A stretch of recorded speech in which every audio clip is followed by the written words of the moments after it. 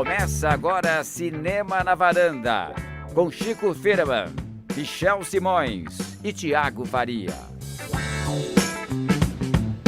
Varandeiras e varandeiros, está começando a Cinema na Varanda, sou Michel Simões, episódio de hoje número 166. Chico Firman, pintura íntima. Fazer amor de não é isso. Não é isso, Thiago Faria? Né? É uma homenagem a... É uma homenagem a Paula Toller, Paula Toller? saudosa aí do... Saudosa não, o que é isso? Saudosa continua não. fazendo música, mas o Kid Abelha acabou. E os Abóboras Selvagens. A gente segue nossas referências de rock anos 80, não mais com Legião, mas agora com Kid Abelha. Trouxe um pouquinho de Kid Abelha. Mas pintura íntima, claro, tem a ver com os dois filmes que a gente vai comentar essa noite. Um deles é o No Portal da Eternidade, sobre Van Gogh. Logo a pintura tá bem clara. E o íntimo também. Também. E o outro, Chico? E o outro é Se a Rua Bill Falasse. O filme que quase não foi lançado no Brasil. Vamos relembrar essa história também. Do Barry Jenkins, diretor de Moonlight, né? Que ganhou o Oscar há 2-3 anos. E ele filma cenas de intimidade como se fosse um pintor, é isso? É uma intimidade poderosa, digamos assim, né?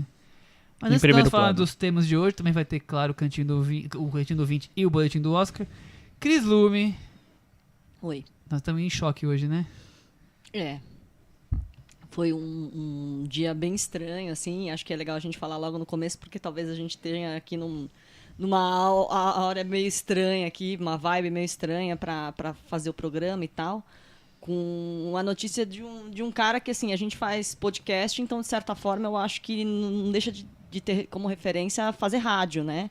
E acho que hoje era o grande âncora de rádio do Brasil, que é o Ricardo Boechat. Então, a gente ficou muito consternado com a notícia da morte dele, da morte tão trágica dele.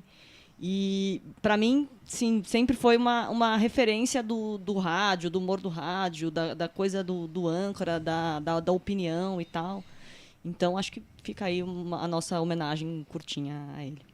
Michel, você tem uma história com o Boechat que você acompanhava os podcasts todo dia. Eu ouço todo dia o podcast do Boechat. Eles pegam a fala que ele fazia às 7h30 da manhã quando ele abriu o programa, uma fala de uns 15, 20 minutos, e transforma no podcast, e também a conversa que ele tem com a Mônica Bergamo toda manhã, de segunda a sexta. Então eu sempre ouvia ele todo dia, ele era meio presença constante no meu dia, assim. Então é estranho imaginar que amanhã eu não vou ter um novo áudio dele pra ouvir as opiniões, concordando ou discordando dele. Ele era uma figura icônica, principalmente nos últimos 2-3 anos. Ele se tornou talvez um dos principais jornalistas do Brasil, né? Em respeito, admiração do público. E o mais chocante é do jeito que aconteceu, né? Um acidente tão absurdo, tão estúpido, demais, né? Quando tava quase salvando o helicóptero, encontra um caminhão. Um negócio muito bizarro, assim, e, enfim, bagunça toda a nossa vida que tá seguindo uma linha assim. Passou algumas horas meio chocado, né? Tem tanta tragédia, já aconteceu tanta tragédia esse ano, pelo amor de Deus, né? Que aí quando acontece mais uma coisa dessa, a gente fica meio arrasado mesmo. E era um ano em que, especificamente, a gente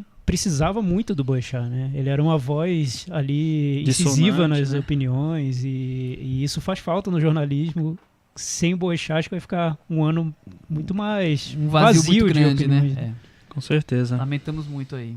Pois é. Vamos falar de Oscar, então, Chico? Vamos falar, Michel, já tem polêmica, todo dia polêmica nesse negócio. Que polêmica? Não aguento mais esse negócio. O que tá acontecendo agora? Anunciaram, finalmente, o Oscar, né, no começo do ano, anunciou que algumas categorias não seriam televisionadas, não apareceriam, a entrega não apareceria durante a festa, né? Seriam apresentadas no intervalo para poder dar mais agilidade à festa e tal.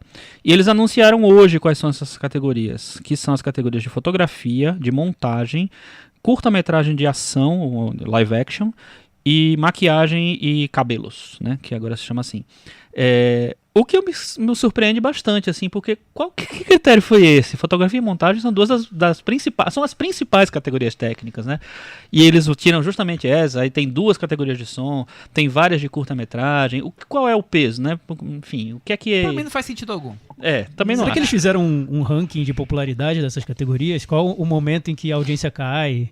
Eu fico pensando, qual é a lógica, né? Qual é a lógica disso? Porque, não sei, não tem nem o Eu que acho que a aliança falar, deve cair. Me desculpem os curta-metragistas, eu não tenho nada contra isso. Queria que todo mundo recebesse no palco, mas eu acho que deve cair quando os prêmios de curta-metragem são anunciados, porque as pessoas não conseguem ver os curta-metragens, a maioria das pessoas. Sim, imagino que sim, mas por outro lado também são alguns momentos mais emocionantes, porque... Tem vários. É aquele momento dos curtas em que ninguém sabe muito bem quem é o favorito, não teve aquela campanha toda, então todos ali estão na expectativa muito grande, né? São gente bem menos conhecida. Eu acho que pouca gente vê desse jeito. Com certeza. Mas o que eu acho é o seguinte... acho que o problema é por que tem que cantar 5 músicas indicadas ao Oscar e quem ganha o prêmio de melhor fotografia do ano não vai aparecer na TV. Gente, não tem cabimento. Mas você sabe que esse ano teve polêmica, porque parece que não queriam deixar os 5 números musicais, só queriam, acho que 2.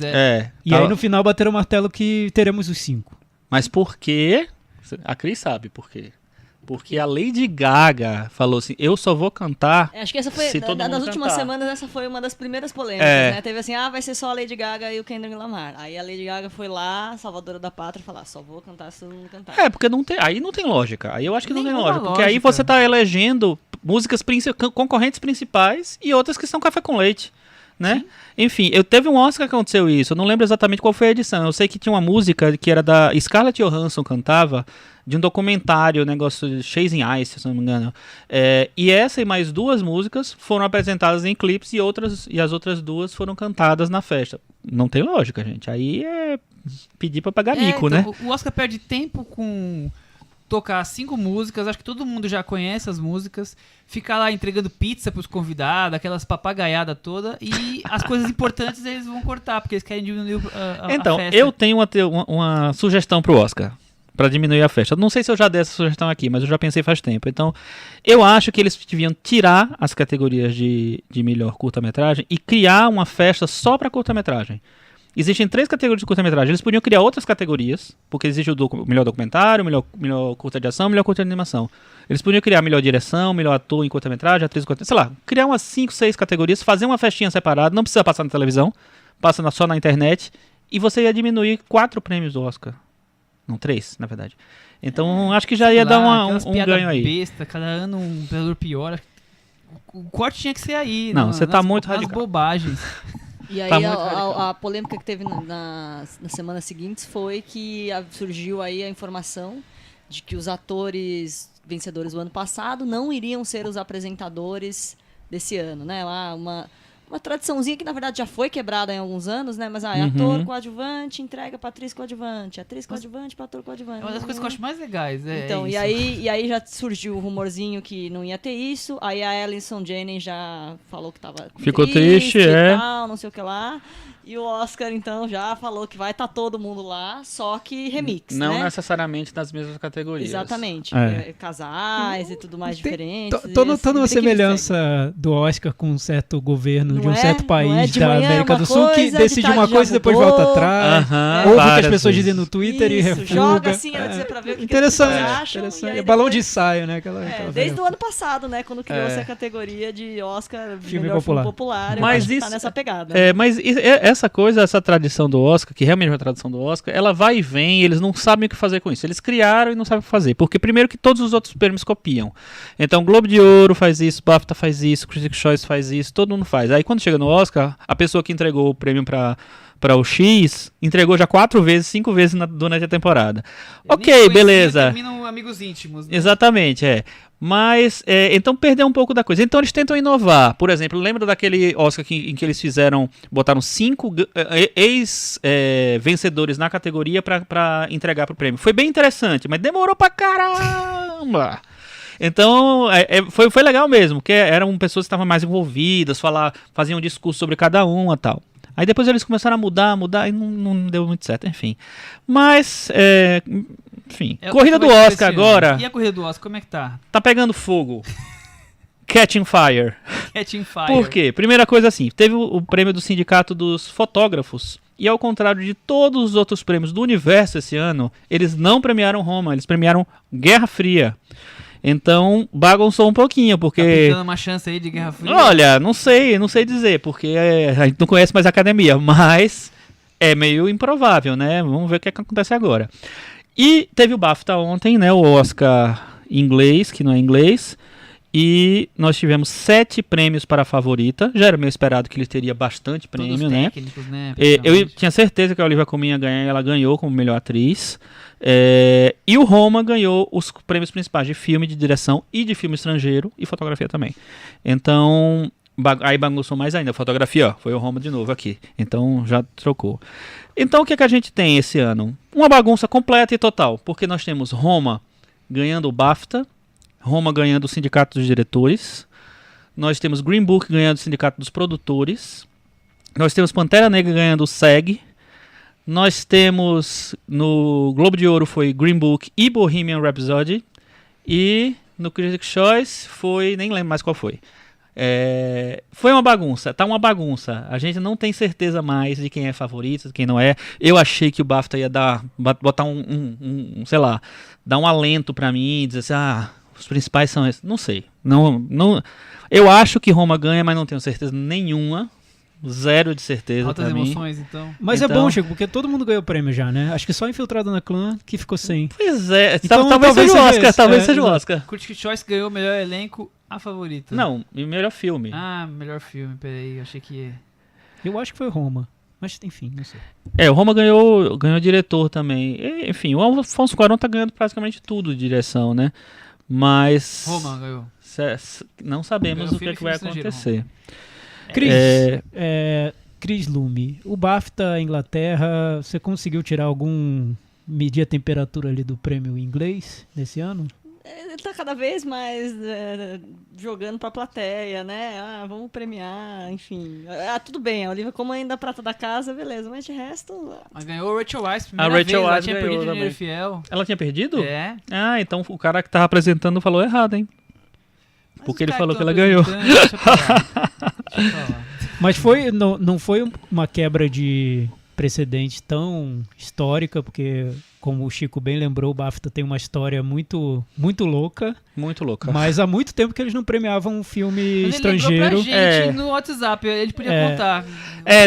O BAFTA, ele sempre quis ser um prêmio internacional. Então, durante muitos anos, o prêmio principal do BAFTA era o Film of Any Source, o filme de qualquer lugar, qualquer fonte, né, que veio de qualquer lugar. Da Terra. E aí, por exemplo, os 2 primeiros filmes, ou 3, eu acho que eram ingleses, mas tipo assim, logo no comecinho ganhou o melhor filme, foi o Ladrão de Bicicleta, do Vittorio De Sica. E vários outros ganharam ao longo desse tempo todo. Depois, acho que nos anos 70, ou final dos anos 60, sei lá, eles mudaram para melhor filme. Só que mantinha a mesma lógica. Você podia, qualquer filme que foi lançado na Inglaterra podia concorrer. Aí ganhou A Noite Americana, ganhou vários filmes estrangeiros ganharam. E o último estrangeiro mesmo que ganhou foi em 1987 o Jean de Florette, do Claude Berry. Ele ganhou o melhor filme e desde então nenhum outro filme tinha ganho estrangeiro em uma língua não inglesa. Tinha ganho o melhor filme. Então, não deixa de ser uma quebra de precedentes, porque desde então o BAFTA foi tentando ficar um pouco, cada vez mais Oscar, né? Ficar naquele circuitinho de Oscar, os filmes que não estavam cotados ali para concorrer ao Oscar também terminavam não concorrendo ao BAFTA. Isso aconteceu cada vez mais forte nos últimos tempos. Então, é uma quebra de precedentes. Mas, por outro lado, os últimos 4 vencedores do BAFTA não ganharam o Oscar, né? Não ganharam. Os últimos 4 eles foram indicados, mas eles não ganharam. O último foi o 3 Anúncios para um Crime. Boyhood. O Boyhood também, que ganhou o Birdman. Não tô lembrando agora qual foi depois. O Regresso ganhou também, aí ganhou o Spotlight. O La La Land ganhou e no Oscar foi o Moonlight. Então o BAFTA não tá muito feliz. Assim, eu lembro que esses últimos 4 foi o contrário do Spirit, em que os últimos 4 tinham sido os vencedores do BAFTA, né? Agora as coisas inverteram um pouquinho. Vamos ver o que vai acontecer. E nas categorias de atuação, a Olivia Colman ganhou, a Rachel Weisz ganhou, e deixa ela mais forte pro Oscar, até porque a Regina King, que é a favorita, não foi indicada pro SEG, não foi indicada pro BAFTA, então isso deixa um pouquinho ela mais enfraquecida. Mahershala Ali tá ganhando tudo, é o grande barbada da temporada, e Rami Malek ganhou também também. Um pouquinho atrás, mas outra barbada também. Exatamente. Né? Aliás, esse capítulo Rami Malek é um dos assuntos... Merece um pequeno comentário aqui, porque o que eu li, é que ele tá fazendo uma campanha tão agressiva para essa temporada de prêmios que talvez ele ganhe o prêmio de melhor campanha e não de melhor atuação. Porque dizem que ele tá indo a todos os jantares, todas as festas, todas as premiações. Churrasco com pagode... Tamo junto, ele tá indo lá. Sim, e além disso, ele tá espalhando lá em Hollywood que foi por causa dele que o diretor Bryan Singer saiu do filme. Que foi uma treta dele com o Bryan Singer. Então ele tá se vendendo como se ele tivesse salvo o filme do Bryan Singer. Olha que onde trama, chegamos, né? Hein, Rami Malek? É um lobista, hein? Eu acho que ele merece. Só por causa dessa estratégia louca dele. Enquanto Bradley Cooper tá ali quietinho na dele, acordou muito tarde pra... O Bradley Cooper falou que disputa. tá envergonhado, É, né? porque ele acordou muito tarde. Isso foi uma bobagem, né, que ele falou, pelo amor de Deus. Ele disse o quê, Chico? Ele disse que, numa entrevista pra Oprah Winfrey, ele falou que... Ela perguntou como é que ele se sentiu não sendo indicado. Uma pergunta também já meio capciosa, vamos dizer assim, né? Não indicado pra direção, sendo que ele era um dos favoritos, ele tá concorrendo pra filme, tá concorrendo pra várias categorias e não tá indicado pra direção. Ele falou que se sentiu como se tivesse falhado, estava envergonhado, falhou na função dele e tal. Mano, desculpa, né? Seu filme tá indicado em várias categorias, concorreu a vários prêmios, aí você não é indicado ao Oscar e você fica com mimimi. Me deixa, viu? Chico, também, sempre que sai resultado do Nobel da Paz, eu sinto que falhei naquele ano. Eu também, exatamente. Poderia ter sido eu. Imagina o Spike Lee, que tem 28 filmes de ficção e tá sendo indicado à direção pela primeira vez. Falhou durante 28 vezes e agora finalmente ele acertou alguma coisa, né? Ai. Mimimis à parte. Bradley Cooper, menos. Ainda acho que você merecia ganhar melhor ator, mas melhor diretor... Agora não dá, né? Mas enfim, a melhor diretor realmente foi uma bobagem que você falou. Vamos então pegar os filmes com menos indicações ao Oscar aí e vamos colocá-los em debate. Alguns dos que têm menos indicações ao Oscar, mas estão lá lembrados. Assim você desanima nossos ouvintes, Michel. São filmes isso muito falando, dignos. São grandes filmes que quase chegaram lá. Menos indicações não quer dizer que sejam piores. Quase chegaram. Alô, Rami Malek. Rami Malek, dá uma ligada aqui. Vamos fazer um cursinho com o Michel. Ele não tá sabendo vender as coisas. Rami, dá uma passada aqui na varanda. O Michel tá precisando de uma orientação aí pra como fazer bombar filmes que estão ali morrendo na praia. Já fiz melhores pontes, né? Mas tudo bem. Se a Rua Bill Falasse, dirigido pelo Barry Jenkins, um americano de Miami que tem 40 anos, fez faculdade de cinema na Flórida, começou com um curta chamado My Josephine. Esse é o terceiro filme dele. O primeiro longa foi o Medicine for Melancholy, depois o Moonlight, que dispensa comentários. A gente falou sobre o Moonlight no episódio 62, Última Jornada para o Oscar, e em vários outros episódios ao longo daquele ano, durante a corrida. O nome daquele episódio foi Última Jornada para o Oscar? Exatamente. Que nome sério horrível, demais pra gente, né? Mas tudo bem, a gente tava aprendendo. Outros tempos, Sim. A gente falou também sobre Lion e Um Limite Entre Nós naquele... Horrível. Mas tudo bem. E foi uma semana antes do Oscar. Bom... A carreira do Barry Jenkins é curta. Queria ter a opinião de vocês, o que vocês acham dos filmes anteriores, antes de a gente chegar em Se a Rua Bill Falasse. Eu só vi Moonlight. Eu também não vi o Medicine for Melancholy. E eu acho que ele não queria que a gente tivesse visto os outros. Porque eu ouvindo uma entrevista... Porque eu ouvindo uma entrevista dele sobre o Rua Bill, ele disse que em 2013 ele estava numa crise horrível na carreira dele, ele não sabia o que fazer, não gostava do que estava fazendo, pegou todo o dinheiro que ele tinha e mais um pouco, se mandou para a Europa e em 6 semanas ele escreveu os roteiros de Moonlight e de Se a Rua Bill Falasse, tudo junto. Olha. Ele queria ter feito essa adaptação do livro do James Baldwin, que escreveu o Se a Rua Bill Falasse em 1974, mas foi ali um momento de grande criatividade pro Barry Jenkins e onde ele se encontrou, e depois ele fez Moonlight, e o sucesso do Moonlight bancou a produção do Se a Rua Bill Falasse. Então acho que ali o autor nasceu nesse momento. Sim, sem dúvida. Inclusive, ele escreveu os dois roteiros, mas ele voltou pra Hollywood e ele conseguiu realmente espaço quando ele escreveu aquela série The Leftovers, né? The Leftovers. Leftovers, exatamente. Ali que ele conseguiu emplacar o nome dele como um criador pra depois ele voltar a fazer filmes a seguir foi o Moonlight, né? Eu acho o Medicine for Melancholy um filme... Aqueles filmes de baixo orçamento mesmo, românticos. Ele dialoga bastante com com o Cerro Abil Falassi. Mas o Cerro Abil Falassi tem muito mais, como é que eu vou dizer assim, muito mais essa vontade de ser um autor do que o Medicine for Melancholy. Ele é mais um filme mais simples, romântico, lento, mas lembra bastante, assim, você fala, não, é realmente o mesmo diretor. E o Moonlight a gente já debateu bastante, quem ficar curioso, corre lá, porque é um filme que dividiu a varanda.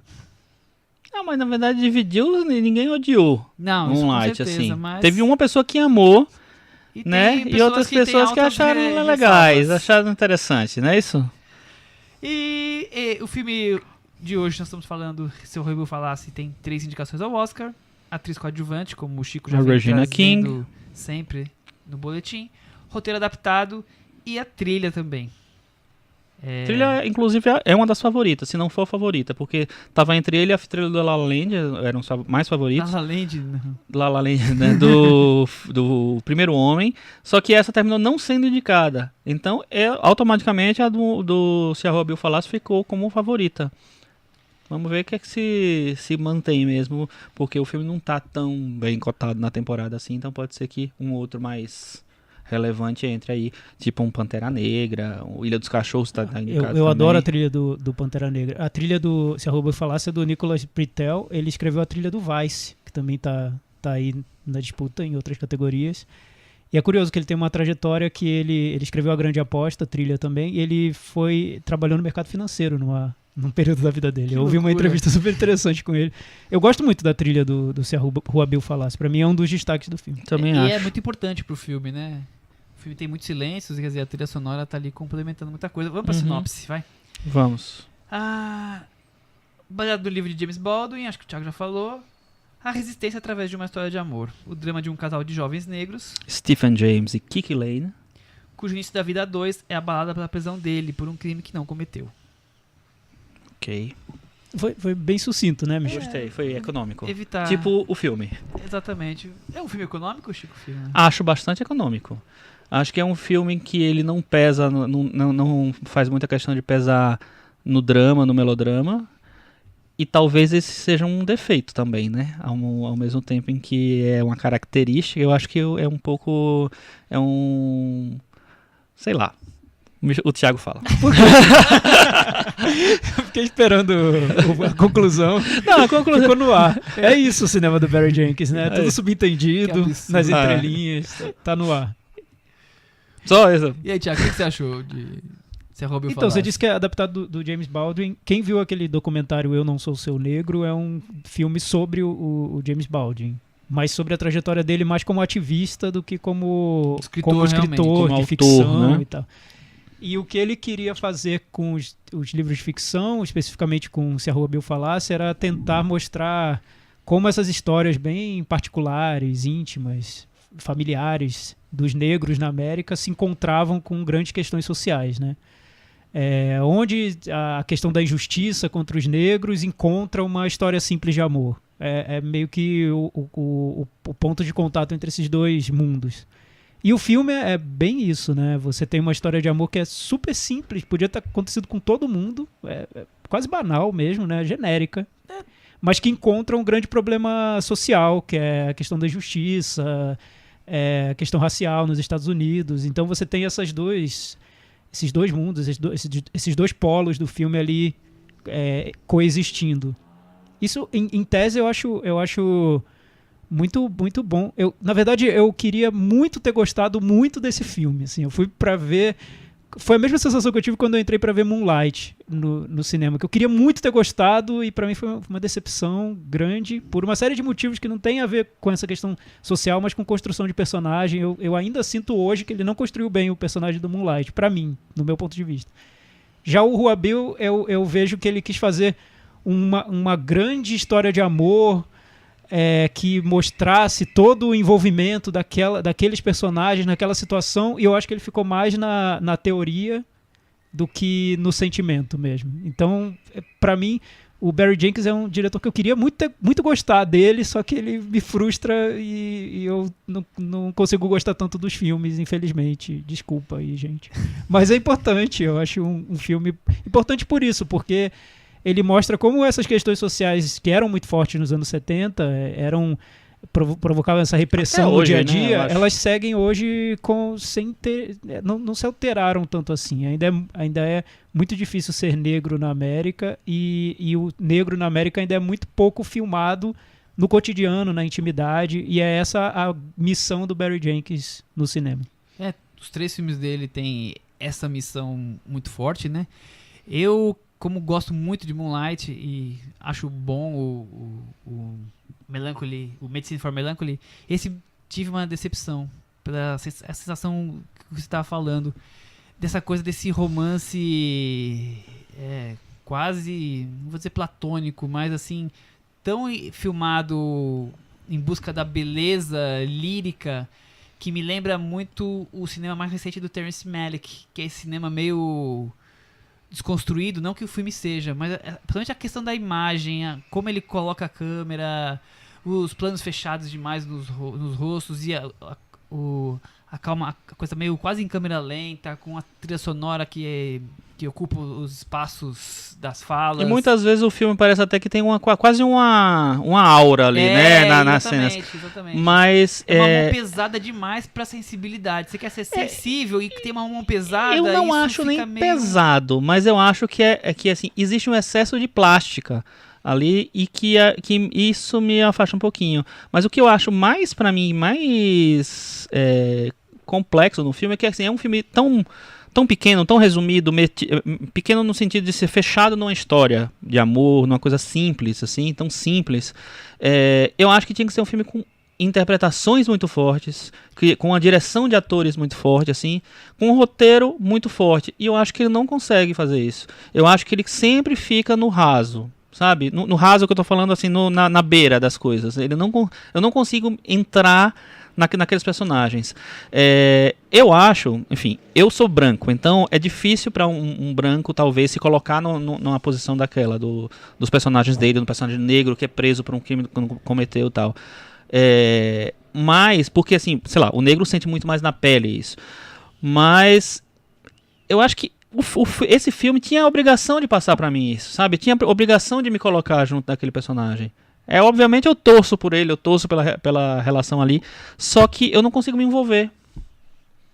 E tem outra questão, né? Porque além da questão central, como o Thiago destacou muito bem, a coisa social versus o caso de amor aí, o filme tenta resgatar outras coisas. Então ele tenta mostrar as relações sociais entre os negros na época e as diferenças entre eles. Então tem uma cena chave do filme, que é a reunião das duas famílias, a família dele e a família dela. E aí tem outros temas como religiosidade, como... Mas quando você fala da reunião, você queria falar exatamente o quê? Como essa reunião trouxe outros temas. Então, tipo, tem um confronto ali entre pessoas, são ultra religiosos, então acreditam num tipo de forma de confecção, de criação de família, os outros não. A maneira com que se busca dinheiro para pagar o advogado, digamos assim. Então, são várias questões onde você está vendo a moral de cada um dos personagens. E eu acho que tá tudo ali tão claro, que tá quase que didático. Então, tipo, ele desperdiça uma oportunidade ali de trazer essas nuances todas, porque ele tá mais preocupado com a beleza estética, talvez, com esse ar, talvez, de definitivo que ele traz em grandes cenas, em muitas cenas, que as questões que ele estaria trazendo que seriam importantes, as cenas não têm esse impacto todo. A Regina King, que é a atriz que tem grande parte das indicações, ela tem 2 ou 3 cenas ali que seriam os seus destaques, e eu não sei se ela é tão destacável assim. Eu não sei. Assim, a cena que você falou, que é a cena do Encontro das Famílias, é a cena que eu queria que o filme fosse, que o Sr. Bill falasse fosse. Porque aquela cena é uma cena quente, aquela cena é uma cena que você se envolve, que você percebe as nuances dali, as discussões ali são muito maiores. Tem o conflito do negro com o branco, do negro com a sociedade, como é visto, mas tem um conflito do negro com o negro ali. Então, ali eu queria mais disso no filme. Eu não sei se o livro do James Baldwin tem tem... seria como eu queria que fosse. Mas eu acho que aquele clima ali me parece muito mais real, sabe? Muito mais palpável. E eu acho que o filme, ele deixa tudo tão na planície, todo o resto, que, enfim, eu sinto falta de emoção mesmo no filme. Eu queria que o filme, que é um filme que é um romance... Eu assisti esse filme nas minhas férias no Festival de Nova York, e eu lembro que o cara lá do Lincoln Center que apresentou, ele falou assim, olha, é um filme que mostra a força do amor, é um filme muito simples sobre isso, sobre essa coisa essencial, essa coisa do amor inabalável, sabe, de lutar pela sua verdade e tal, não sei o que lá. E aí eu fui muito empolgadíssimo e tal, e eu me frustrei várias vezes no filme. E quando você fala da Regina King, eu me frustrei muito com o personagem dela, que eu tava esperando muito do personagem dela, e eu acho assim... Eu não sei, assim, seu estilo do... personagem tá bem interpretada, mas não sei, acho que você espera mais, né? O filme eu acho que eu espero mais das cenas, talvez, em que elas, sei lá, são as cenas de destaque dela, sabe? Eu me esperava muito mais, assim. Eu, por exemplo, comparando a Regina King com outra atriz que estava na temporada, terminou esquecida, que foi a Regina Hall, no filme Support the Girls, eu acho que a Regina Hall dá um banho. A Regina King fica um pouco mais... modesta, vamos dizer assim. Eu também prefiro a Regina Hall. Mas é legal aqui no podcast, porque a cada episódio a gente vai falando sobre temas que vão se relacionando e a conversa fica mais complexa semana a semana. Filme, E há um tempinho a gente estava falando sobre essa questão de diretores brancos fazendo filmes sobre negros e como é legal quando um diretor negro conta a própria história e tenta refletir sobre...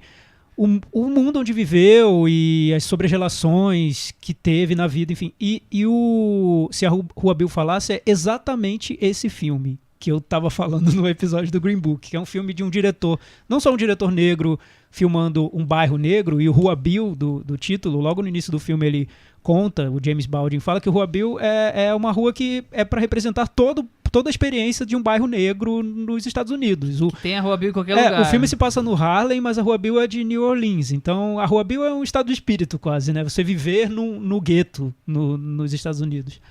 Então, é um filme feito pelo Barry Jenkins, muito focado na experiência de ser negro na América, com esse ponto de vista de quem tem essa experiência, de quem tem essa bagagem, de quem sabe do que está falando de verdade. Então, eu acho que isso já é um valor enorme que o filme tem, e problemas à parte do filme. Quando eu assisti ao Se a Rua Bill Falasse, eu vi algo muito autêntico mesmo. Era como se eu estivesse vendo um ponto de vista muito raro de se encontrar no cinema. Então, estou falando o que eu vi de positivo no filme. Eu acho sempre legal abrir com isso. Eu acho legal, porque isso com o Green Book, né? Porque nós estamos discutindo questões de opção do diretor, a forma como ele contou, e não a abordagem dos temas. Que sim, e eu vou tocar nesse ponto que você levantou, que eu achei que é por aí mesmo. O filme está muito interessado em mostrar detalhes de cotidiano. Então, ele até se dispersa da trama. A trama é tão flat, né? Não tem nada, né? É uma história de amor que tem um caso de uma justiça e fica aquele rame-rame até o final. Resumindo, é isso. Mas ele deixa a trama um pouco de lado para mostrar o cotidiano daquelas famílias. Então, como a família se relaciona, a questão da religiosidade, como o Michel falou, até os hábitos de ouvir música, de sair à noite, enfim, é um filme que quer meio que mapear a experiência negra, porque isso não é muito retratado no cinema. Eu estava vendo um vídeo do lançamento do filme, acho que em Toronto, não sei se ele passou em Toronto, mas foi num desses grandes festivais, foi em Toronto. E na hora de apresentar o filme, a equipe estava chorando, porque eles começaram a falar que a experiência de ver aquilo no cinema foi tão diferente, porque eles nunca tinham visto uma história de amor entre negros filmada de um jeito tão sensual, tão bonito, tão lírico mesmo, né? E também eles não tinham visto o cotidiano de uma família negra dos Estados Unidos filmado com tantos detalhes e de uma maneira quase... com uma poesia muito como se aquilo fosse quase mágico às vezes, né? Como se fosse uma lembrança boa. Como se a Rua Bill Falasse. Ser panfletário toda hora, né? Sem precisar. Ser um casal, tá, dois pontos. Sem precisar ser panfletário. Sem ser caricato, né? E sem ser caricato. Sem ser miserável sujo, que é como brancos chamam negros quase regularmente. E sem ser o exemplo pra você redimir branco, né? Porque não tem branco no filme. O único branco é um policial que é um vilão caricato E do um filme. advogado que aparece E sem estar falando de crime, né? Da relação com droga, da relação com arma, não sei o que lá. Ele fala de crime, mas assim, não no seio da família. Sempre tem essa coisa de relacionar o negro ao crime. Na verdade, aqui a gente está fazendo uma outra coisa, outro tipo de relação externa. Traz o crime para lá, traz o cara para dentro do crime sem ele estar envolvido. E agora, e outro ponto, só falando nessa questão de usar o filme como um meio de empoderamento, que eu acho que é o que o Barry Jenkins faz, é filmar com recursos de cinema que geralmente são usados em filmes que são considerados muito de alta cultura, né? Então ele faz filmes com referência, como disse o Michel, que parece Terrence Malick. Ele tem inspirações de Wong Kar-wai, às vezes, tem cores muito quentes, tem uma trilha sonora romântica. Então, isso é uma maneira, ele usa a estética como uma maneira de afirmação, que é muito interessante mesmo como ele faz. Eu queria que tivesse funcionado muito pra mim, porque se tivesse funcionado, teria sido meu filme favorito do ano, sem dúvida. Eu teria abraçado com sem nenhum problema. Mas, por outro lado, nessa questão, por exemplo, da história de amor, o Spike Lee fez no Infiltrado na Clã é um ponto que eu não acho tão forte no Infiltrado na Clã, mas pra mim é muito mais convincente no Infiltrado na Clã do que no Se a Rua Bill Falasse. Tem muito mais vida do que o Rua Bill. Eu acho que o Barry Jenkins está tão interessado nessa questão de, primeiro, mostrar cotidiano e, segundo, criar essa atmosfera lírica, bonita, plasticamente impecável, sedutora, sensual, e a história de amor mesmo, em si, ela não... Parece que ele não tem tanta força, parece que não tem tanta vida mesmo. E aí eu não sei se o problema é das atuações, eu concordo com o Chico. Os dois atores principais, pra mim, não ficam na memória mesmo. Tanto que eles não estão cotados em nenhum prêmio, ninguém nunca falou deles, e poderiam ter falado, eles estão aí na discussão, mas... O ator, né? Eu ainda acho que é mais interessante, assim, acho que ele tem uma composição... Mas a menina, que eu acho que, se não me engano, ela é estreante, se não for estreante, ela tá nos primeiros papéis, e a Kiki Lane, eu acho ela muito inexpressiva. Não consigo. Eu também acho que é um ponto totalmente flat, assim. E aí é um problema, porque ela é a narradora do filme. Ela é narradora e ela, assim, ela tá em quase todas as cenas. Ela só não tá nas cenas que a Regina King sai de Nova York. Mas até então ela é tudo do filme. E aí ela, sei lá, não consegue tocar de verdade, assim. Eu acho. Mas por outro lado, tem uma cena que eu achei que funcionou super bem, que eu acho que é o que eu queria ver no filme inteiro, que foi a cena em que ele reencontra um amigo que chama Daniel no filme, eu esqueci o nome do ator, mas é o ator do Atlanta, o Paperboy. Eu acho ele ótimo, ele tá no filme do Spike Lee também, né? E eles estão em casa conversando, cada um contando um pouco sobre as expectativas da vida, frustrações, e enquanto a esposa, digamos assim, vai lá fazer comida, vai no supermercado, quer dizer, tá preparando um jantar para eles. Eu acho aquela cena tão íntima e tão sincera no tom da conversa que ali eu achei que ele acertou. Ali é o tipo do filme que eu queria ter visto o filme todo, na parte romântica, na parte dramática. Era o que eu gostaria de ter encontrado. É uma preocupação estética forte, os temas estão ali de maneira clara e pra mim o tom tava dentro do que seria um bom filme, muito bom filme. Eu gostei da cena de amor, a primeira cena de amor dos dois, acho que é a primeira vez dela. Eu gosto daquela cena, é uma sequência bem longa e que ele quer fazer de uma maneira super romântica mesmo, então a trilha tá ali muito marcada e a trilha vai até certo ponto da sequência e depois ele coloca um vinil e a trilha muda. Mas ali ele tenta colocar em prática esse cinema muito sensual que apareceu no Moonlight, né? O Moonlight revelou esse lado dele. Eu gosto dessa cena. O que eu acho é que ele carrega tanto na tentativa de deixar tudo esteticamente lindo e lírico que parece às vezes que você está vendo um diretor forçando e se exibindo demais e esquecendo do que é essencial ao filme, que nem precisava fazer tanto malabarismo para conseguir.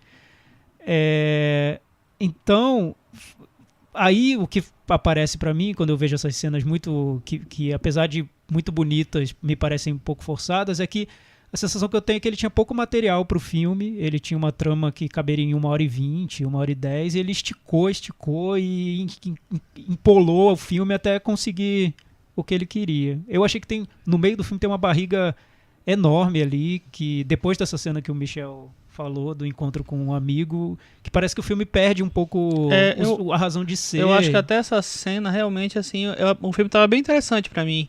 Mas eu esperava que ele fosse crescer. Pra mim, ele ficou numa coisa meio morno, acomodada, que me frustrou. Vamos pro Metavaranda? Acho que sim. E aí, Chico? Dou nota 6.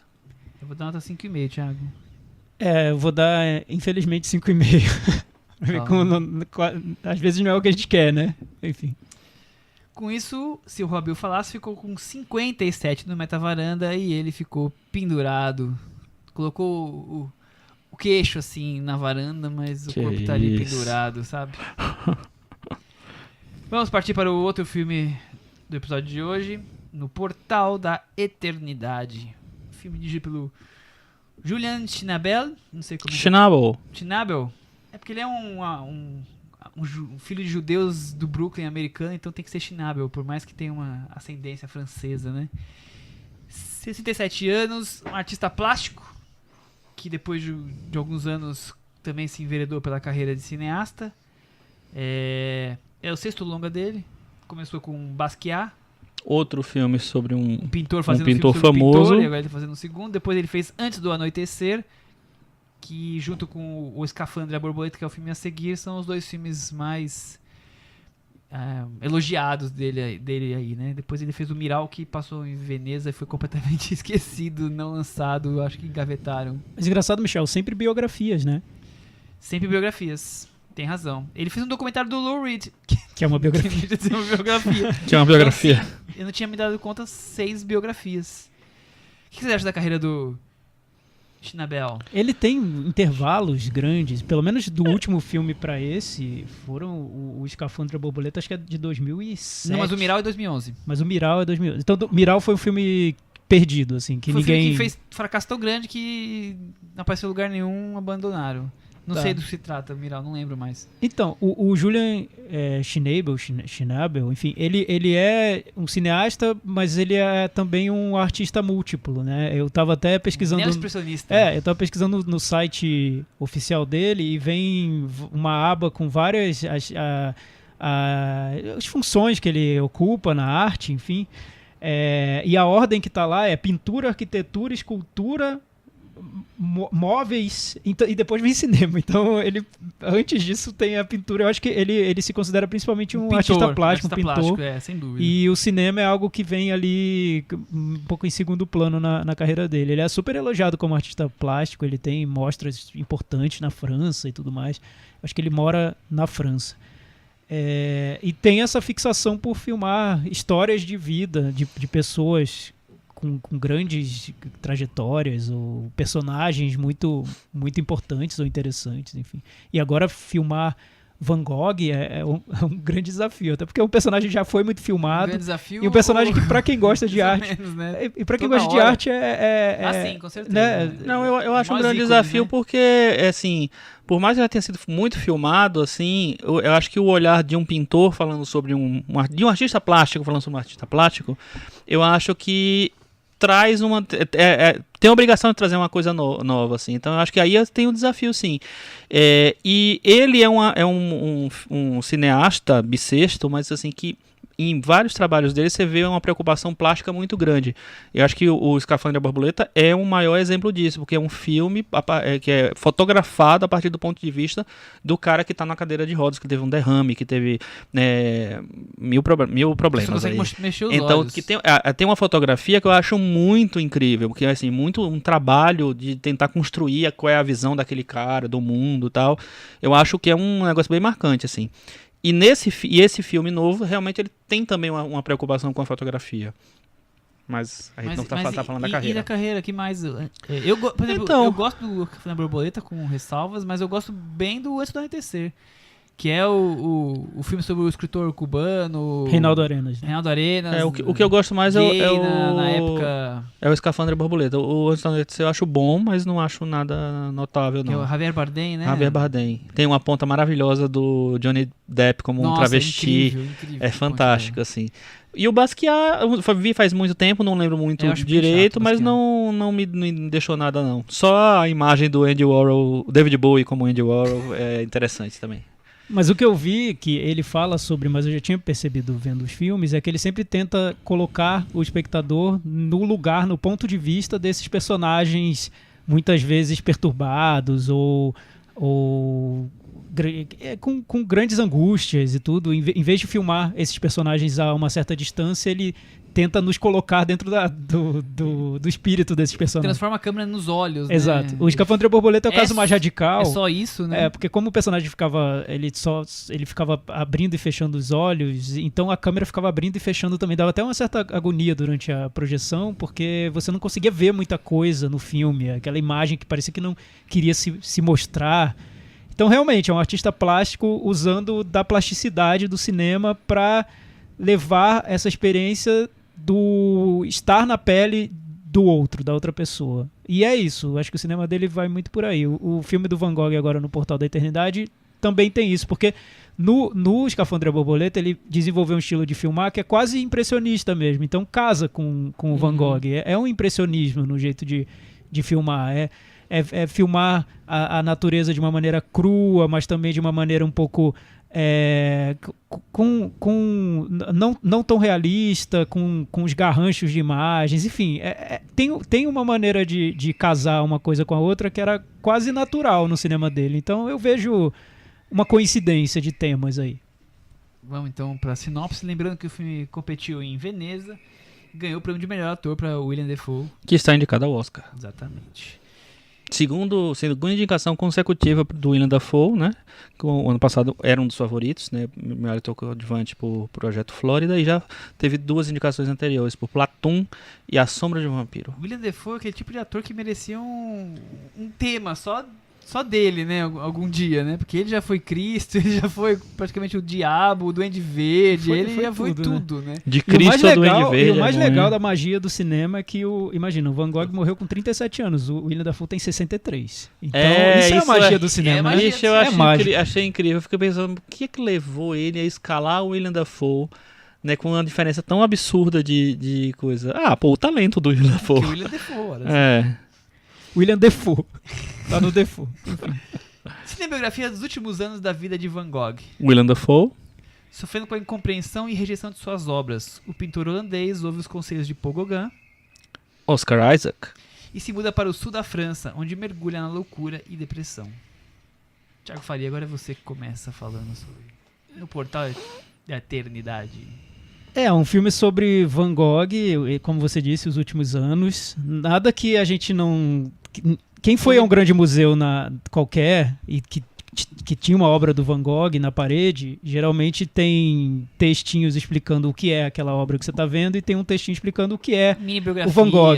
E geralmente nessa mini biografia fala desse período mais trágico da vida dele. Esse quadro ele pintou, estava assim, e aliás, ele cortou a orelha numa casa amarela. Enfim, ele conta sempre esse período que é o mais sensacional da vida dele, né? Que ele se isolou numa casa amarela, num lugar, numa cidade interiorana, quase nada acontecia, e lá ele criou muitas obras de arte, mas também virou momentos ali de surtos psicóticos, até morrer de um suposto suicídio que tiro, há quem diga que talvez não tenha sido. Há quem diga não, aquela dupla polonesa que fez aquela animação horrorosa 2 anos atrás, diz que foi um problema. Enfim, há quem diga qualquer coisa, mas que foi muito útil essa história da morte dele para criar o mito Van Gogh, que ele ficou famoso, virou influente depois da morte. Enquanto ele estava vivo, ninguém queria saber da obra dele. Enfim, essa história do Van Gogh... Van Gogh era o nome da animação. Com Amor Van Gogh, animação. Então essa história do Van Gogh é senso comum quase, né? Todo mundo já conhece a história do pintor conhece um pouco de genial que cortou a orelha. De artes plásticas, sabe. Conhece a relação dele com Gauguin, enfim.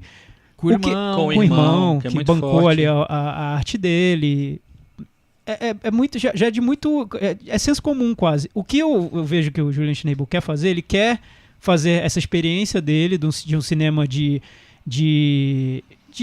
um cinema mais de arte, cruzamento de artes plásticas com filme, mas também ele quer equilibrar esse cinema com uma biografia. Ele quer contar o que aconteceu nesses últimos anos, ano a ano, mês a mês, e tudo direitinho, com algumas suposições que ele faz, mas nada que vá ferir sensibilidades, né? Não. Então, isso eu vejo nos filmes anteriores do Schnabel. Ele tem essa disposição de fazer filmes mais radicais, mais ousados, mais pessoais, mas ao mesmo tempo ele quer fazer filmes também acessíveis. Então ele fica tentando se equilibrar nessa cordinha entre uma coisa e outra. E no Portal da Eternidade, acho que é 40% piração, 60% a biografia do Van Gogh. Enfim, o que você achou, Chico?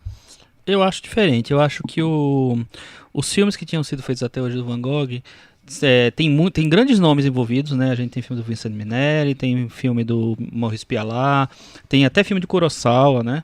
Tem filme do Robert Altman e tal. E todos eles têm seus méritos e, sei lá, talvez deméritos também e tal. Só que eu não via uma tentativa de retratar o que se passava naquela cabecinha.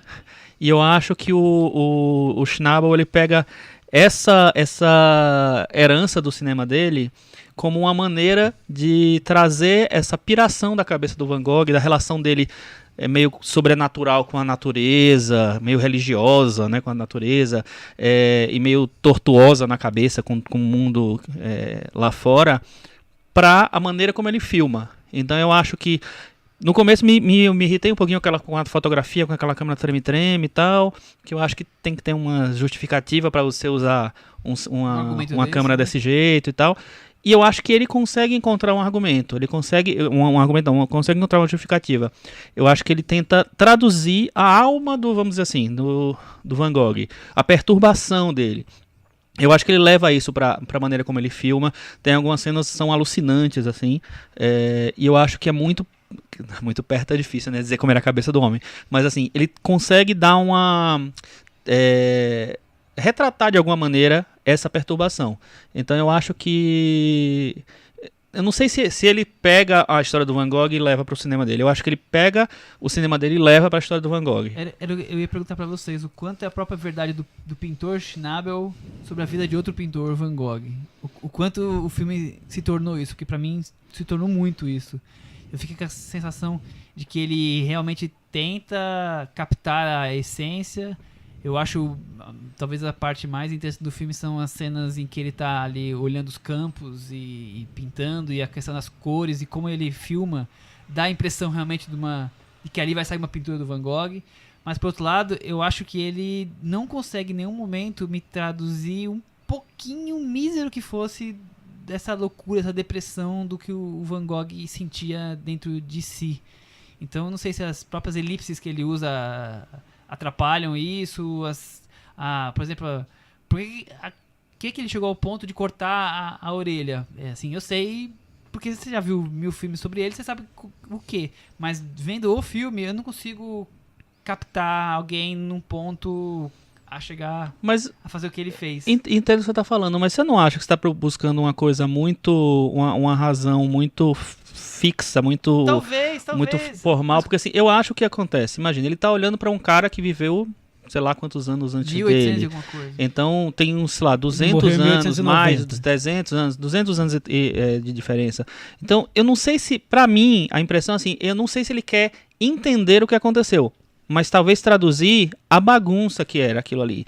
Então eu sinto, pra mim, na maneira como ele filma, na maneira como ele retrata o personagem, a dor que o Van Gogh sente. Eu consigo entender isso. Eu não consigo entender que dor é essa, como é essa dor exatamente, mas eu consigo entender que ele tá transtornado ali, que ele tem um transtorno o tempo inteiro na vida dele, na maneira como ele olha o mundo, na maneira como ele não se sente representado pelo mundo, assim. E eu acho que essa maneira nervosa dele fazer, dele, sei lá, construir esse filme, da maneira como ele coloca a câmera, faz a movimentação da câmera e tal no filme, como ele faz os cortes no filme, eu acho que ele tenta entrar nessa coisa. Pra mim funcionou bastante nesse sentido. Não, pra mim não funciona pelo seguinte, se eu não soubesse que era o Van Gogh, eu talvez nada fizesse sentido, porque eu só tô tentando captar a essência dele sem o contexto. O contexto, essa é a palavra. É porque é difícil, né? Você saber o que Claro. passou na cabeça do Van Gogh. Né? Eu achei, nesse ponto, um filme ousado, não sei. É porque pra mim é difícil entender o Julian Schnabel. Eu tento... Ao mesmo tempo ele me parece um diretor que quer arriscar muito e quer fazer um cinema super ousado. Ele usa, descrevendo pra quem não viu o filme, ele usa umas câmeras digitais que parece que trazem umas imagens muito cruas pro filme. Não é aquela câmera digital que quer se disfarçar de película. Ele quer deixar tudo quase aquela imagem sem tratamento mesmo. Então quando a câmera vai para a natureza, as luzes estouram a fotografia, aquela coisa desencarnada mesmo, para mostrar a maneira como o Van Gogh via a natureza. E a câmera sempre tremendo muito, e ele corre, a câmera corre junto. Aquela coisa da câmera portátil, como se fosse o olho dele. Enfim. Mas ao mesmo tempo que ele tem esse lado mais radical, ele tá sempre se apoiando em recursos que eu acho tão banais. Vou dar um exemplo. Tem uma cena em que o Van Gogh tá pintando lá no meio da natureza, e aí chega um grupo com uma professorinha e várias crianças, e vem o cara pintando ali no meio da natureza. As criancinhas começam a fazer bullying com o pobre do Van Gogh, falam: o que você tá pintando aí? Aí ele fala: eu tô pintando uma raiz de uma árvore. Aí a criança pergunta: mas por que você não tá pintando a folha em vez de pintar a raiz? Ele fala: porque a raiz tem um sentido. Então aí já vem uma explicação super didática que eu não entendo num filme de um diretor radical, mas tudo bem. Aí depois a professora vira pro Van Gogh e fala: isso aí não é arte, porque arte de verdade... Aí eu, gente, sério, num filme radical, esse tipo de coisa é tão beabá do Brasil, sabe? Assim, não é o que eu espero de um diretor que queira levar a coisa Você acabou de nível. citar o Elba Ramalho, foi isso? Eu sou muito fã do Elba Ramalho, a gente não chegou ainda nessa questão. Beabá do Baião. O filme é sobre Van Gogh e você citou o Elba Ramalho, eu gostei. Aí o que você... proximidade. Aí o que acontece? Aí tem, pra cada cena que ele tá na natureza e jogando terra na cara e com uma música clássica linda tocando e que não para nunca mais, você tem uma cena dele explicando a própria obra, dele explicando as referências, dele falando porque foi naquela casa, dele dizendo que ele faz arte porque a arte é muito... Sabe? Sim, não sim. casa. Eu acho que o Julian Schnabel, eu ainda não consigo entender, porque eu acho que isso tem em todos os filmes dele. Ele tenta ser radical por um lado e muito acessível, bobinho, didático de outro. Eu não acho que essas coisas casem. E nesse caso, então, não, pra mim não casou de jeito nenhum. Não, entendo assim, eu também acho que tem esse didatismo, mas eu me apeguei muito mais nessa coisa não explicativa, vamos dizer, das outras coisas. É porque é bonito mesmo. Tem uma Então, cena que eu acho muito boa, que é a cena mais pro final, que é a cena dele com o irmão, que ele devaneia total. Aí ele faz uma piração visual, estética e tal, de composição mesmo e tal. Eu acho incrível, assim. E pra mim, sei lá, eu imagino que ele chegue perto ou então ele chegue talvez não perto, mas num nível que eles talvez retrate de alguma maneira aquela perturbação, sabe? Então, não sei, pra mim funciona, mesmo que não seja exatamente o que você passar na cabeça do Van Gogh, eu acho que ele consegue chegar num nível de piração que é parecido. Mas você sabe que ele tem umas ideias muito doidas sobre o Van Gogh? Eu tava vendo uma entrevista, ele diz que acha que o Van Gogh não se matou, ele acha isso mesmo, porque ele vê o Van Gogh como uma pessoa que era muito ativa na produção, que ele produziu muito, né? Ele criou muito, então o Julian Schnabel perguntou: como assim um cara que produzia tantas obras ali se matou? Então tem uma vontade ali do Julian Schnabel de impor a verdade dele. É o lado do Oliver Stone dele, ele criar uma teoria da conspiração sobre... Ele deve ter visto a animação fraquinha da Polônia. O que você acha da animação, Chico? Acho horrível. Porque assim, ela é tão bonita na composição visual, mas ela é uma historinha de suspense vagabunda, mano. Quer contar a história dele através dos quadros dele. Não, e ele quer criar o suspensinho. Não. Você vai fazer o filme de Van Gogh e vai fazer um suspense. Não merece muito Não, confiança. É porque a ideia da animação era fazer a técnica da animação parecida com a técnica de pintura. Sim, dele, aí tudo bem, a gente gosta. Mas aí são 1h30. Eu concordo. Eu achei muito chato. Podia ser um curta de 20 minutos. Exatamente. E a trama de mistério é um porre, né? Aquela coisa chata, enfim. Quase ganhou o Oscar, né? Tava super cotado, não era isso? Era um dos mais dos favoritos. Ele não que- ganhou, não, né? O filme do Van Gogh, perdão. que pra mim provocou um impacto enorme, mas que eu não entendi nada, porque eu era muito novo pra ter visto, foi a versão do Maurício Ah, Pialat. eu também acho ótimo. Porque eu fui rever muito depois, eu achei, claro, melhor. Mas quando eu vi pela primeira vez, eu era novo, eu tinha 12, 11 anos, eu vi no cinema. Thiago cinéfilo precoce. Não, vamos levado, combinar, sabe? né? Minha mãe fazia umas loucuras, Sou eu, uma assim. Ela me santa. levava pra ver filmes que eu não sei por que eu tava fazendo, que eu tava vendo esses filmes, enfim. Ela me levou pra ver o Van Gogh. Enquanto a gente tava assistindo os Goonies, ele tava assistindo o Maurício Não, Pialat. mas aí já era início dos anos 90, acho que é 91. Então, quando a gente tava assistindo, sei lá, Jurassic Park, ele tava não, assistindo Jurassic o Park, Maurício Curtindo a Pialat. vida doidada. Mas É. eu lembro que eu achei impressionante, porque o Pialat... Eu achei impressionista. Impressionante. Falo muito impressionante. Mas parece que o Pialat foi naquela... É um perfil mais realista, pelo que eu lembro do filme. É o cinema dele, né? Mas é muito mais perturbador pra mim, né? No resultado. É do que é o impactante. filme. É. Esse eu não achei tão... que não me perturbou tanto. Eu achei algumas coisas bonitas nas imagens que ele cria. Achei o excesso de trilha melancólica também. Acho que ele tem clichê na parte biográfica e tem clichê na parte artística, entre aspas, porque ele usa uns recursos que são muito fáceis, né? Eu colocar o personagem correndo na natureza, jogando terra na cara. Eu acho tudo muito... não sei. A terra na cara eu não gosto, mas na natureza eu acho que tem que ter. Não me convenceu não, viu? Mas o William Dafoe, então, vamos falar sobre ele, né? podemos Porque ele sempre tá falar indicado dele, ao... com certeza. eu gosto da atuação dele. Pra mim, sempre que ele estiver concorrendo, eu acho que eu vou torcer por Pra ele. ele, Acho que né? ele tem que sempre tá bem. O Projeto Flórida, acho que ele merecia, ele é né? não vou dizer que é a alma do filme, que tem a menininha É. também, que ela é a alma do Ela é filme. a alma do filme, né? Mas ele tá aqui- muito bem. Aqui ele dá um banho, né? Ele tá, mas Ele assim... me vende bem. Eu sou o Van Gogh mesmo, eu tendo, sei lá, 30 anos a mais do que... 20 e poucos anos a mais do que o Van Gogh tinha. E ele me vende bem o sorriso, o jeito que tá o cabelo, as expressões. Eu gosto de como ele é low profile num filme que é todo high profile. A Exatamente. cena com o quadro. Isso é perfeito. Porque ele não faz o louco, ele não faz o full louco. Ele faz o louco dele. Eu acho que a interpretação dele... Eu acho que a interpretação dele dá um equilíbrio. O Nicolas Cage pro não fez filme. Van Gogh ainda Não, na vida? mas assim, Aí, ó, É uma Nicolas pena, Cage. pelo é amor um de Deus. desperdício, né? De Pô, oportunidades. nossa. Eu acho que a gente tem que produzir esse filme antes dos anos de 2030. Porque Mas o Nicolas Cage é aquele louco varrido, Eu imagino a cena. Aí metralhando. sim teríamos uma cena de orelha cortada mais digna, né, Michel? Tá aí uma cena que eu pagava pra ver, viu? Imagina, Chris Lume. Nicolas Cage interpretando Van Gogh cortando a orelha. Nossa senhora, uma coisa meio... O Paul Gauguin seria o Lianisso, né? O over Oh, do meu over Deus. do over. Caríssimo meu Deus. ouvintes Slash varandeiros, movies. vocês acham que Nicolas Cage cortaria aquela orelha de verdade num filme de Direção Van Gogh? Tarantino. O Chico foi no ponto. Deixa a sua opinião Eu nos acho que ele comentários, cortaria por no favor. laboratório do filme pra ter a experiência prévia. Depois eu não sei como ele faria na hora do filme. Sensacional. Enfim, mas eu acho que esse coisa low profile do William Dafoe dá um equilíbrio pro filme, né? De alguma forma. Porque o filme tem todas essas intervenções artísticas, visuais, poéticas e tal. E ele tá tão tranquilão lá, de boando, De boa. No sul da França. no sul da França. Vamos pro Meta Varanda? Pode ser.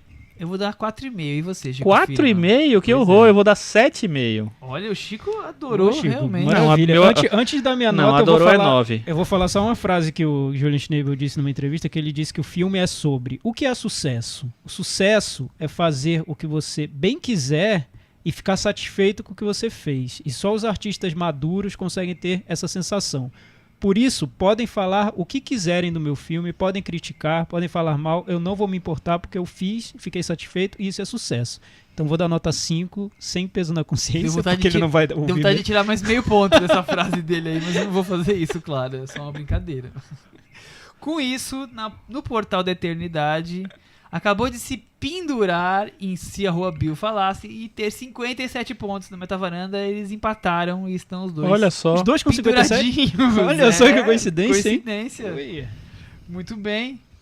Vamos partir para o nosso próximo momento. Aquele momento do puxadinho da varanda. Antes do puxadinho, uma pergunta rápida, só rapidinho pra vocês. Pra vocês, esses Vocês dois... acham que o Nicolas quer Não, dizer, vocês acham que o Nicolas Cage merece... Não. Você acha que esses dois... Vocês acham que esses dois filmes deveriam estar corrida pro Oscar de melhor filme. Entre os 10 indicados, que são 8? Sim. Não. Eu também não. Não, eu colocaria no Portal da Eternidade em fotografia, que eu acho que é um trabalho diferente de tudo, eu acho que merecia.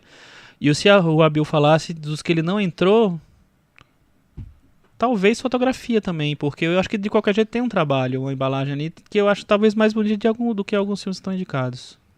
Não sei.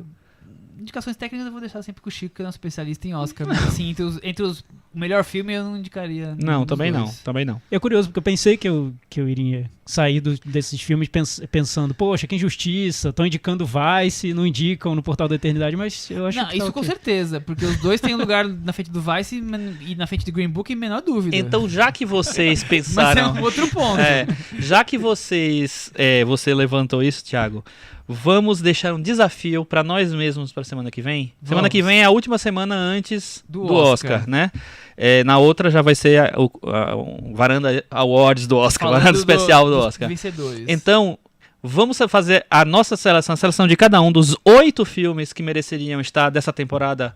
Boa, olha, tá? Boa. Que Semana que vem desafio, trazemos hein, os 8 filmes que deviam ser... Filmes deviam estar indicados. Filmes de língua inglesa, né? E As Roma, Boas Maneiras. Não, desses que estavam cotados de alguma maneira na talvez, coisa. Não. Acho que tem que estar meio cotado. Senão a gente vai trazer a lista dos 10 que a gente indicou no ano passado. Não, dos que estavam mais cotados. Se vocês quiserem, eu pego a lista dos elegíveis. O Chico vai fazer então uns elegíveis pra gente não ficar fugindo do tema e elegendo Exatamente. qualquer... Ô Chico, vai ter bolão? Antes que os nossos ouvintes depois Já digam tem que a gente gente não falou perguntando nada. cadê o como é que chama? O documento lá, o Word pra votar, o formulário. Olha. Cadê a planilha? Cadê a planilha? Cadê o Excel? Vamos providenciar então o formulário como a gente fez no... Tá, então a gente vai escolher os nossos e vai fazer um bolão do Oscar, então. Vamos colocar o bolão do Oscar lá pra Aê, temos bolão. Vai ter bolão. Parabéns, Brasil. Vai ter bolão. Maravilha.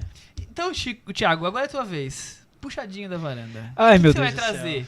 Não, você então, causou uma maratona expectativa entre os varandeiros. é uma droga, né? Oh, meu Como Deus. assim? Não, sabe quando você recomenda uma coisa e 5 minutos depois você se arrepende de ter recomendado? Porque eu tava muito empolgado pra recomendar. Raramente eu tô recomendando pouca coisa no Twitter, vocês acompanham, né? Super, quando eu entro, parece até que vai dar bug no meu computador. Meio silencioso eu só leio, mas eu penso 10 vezes antes de escrever qualquer coisa. Sabe quando você vai escrever alguma coisa, você pensa, minha mãe tá lendo, meu chefe tá lendo, o presidente tá lendo, o ministro tá lendo, todo mundo tá lendo. Não vou. A Damares tá lendo. Quando eu tiver algo mais interessante pra escrever, eu vou escrever e nunca mais. Aí, enfim, eu assisti a essa série na Netflix, série chamada Boneca Russa. Que é da semana... estreou na outra semana. Já é coisa da semana passada. É velho, todo mundo já viu. Não é de sexta-feira Não é dessa sexta-feira agora. Semana.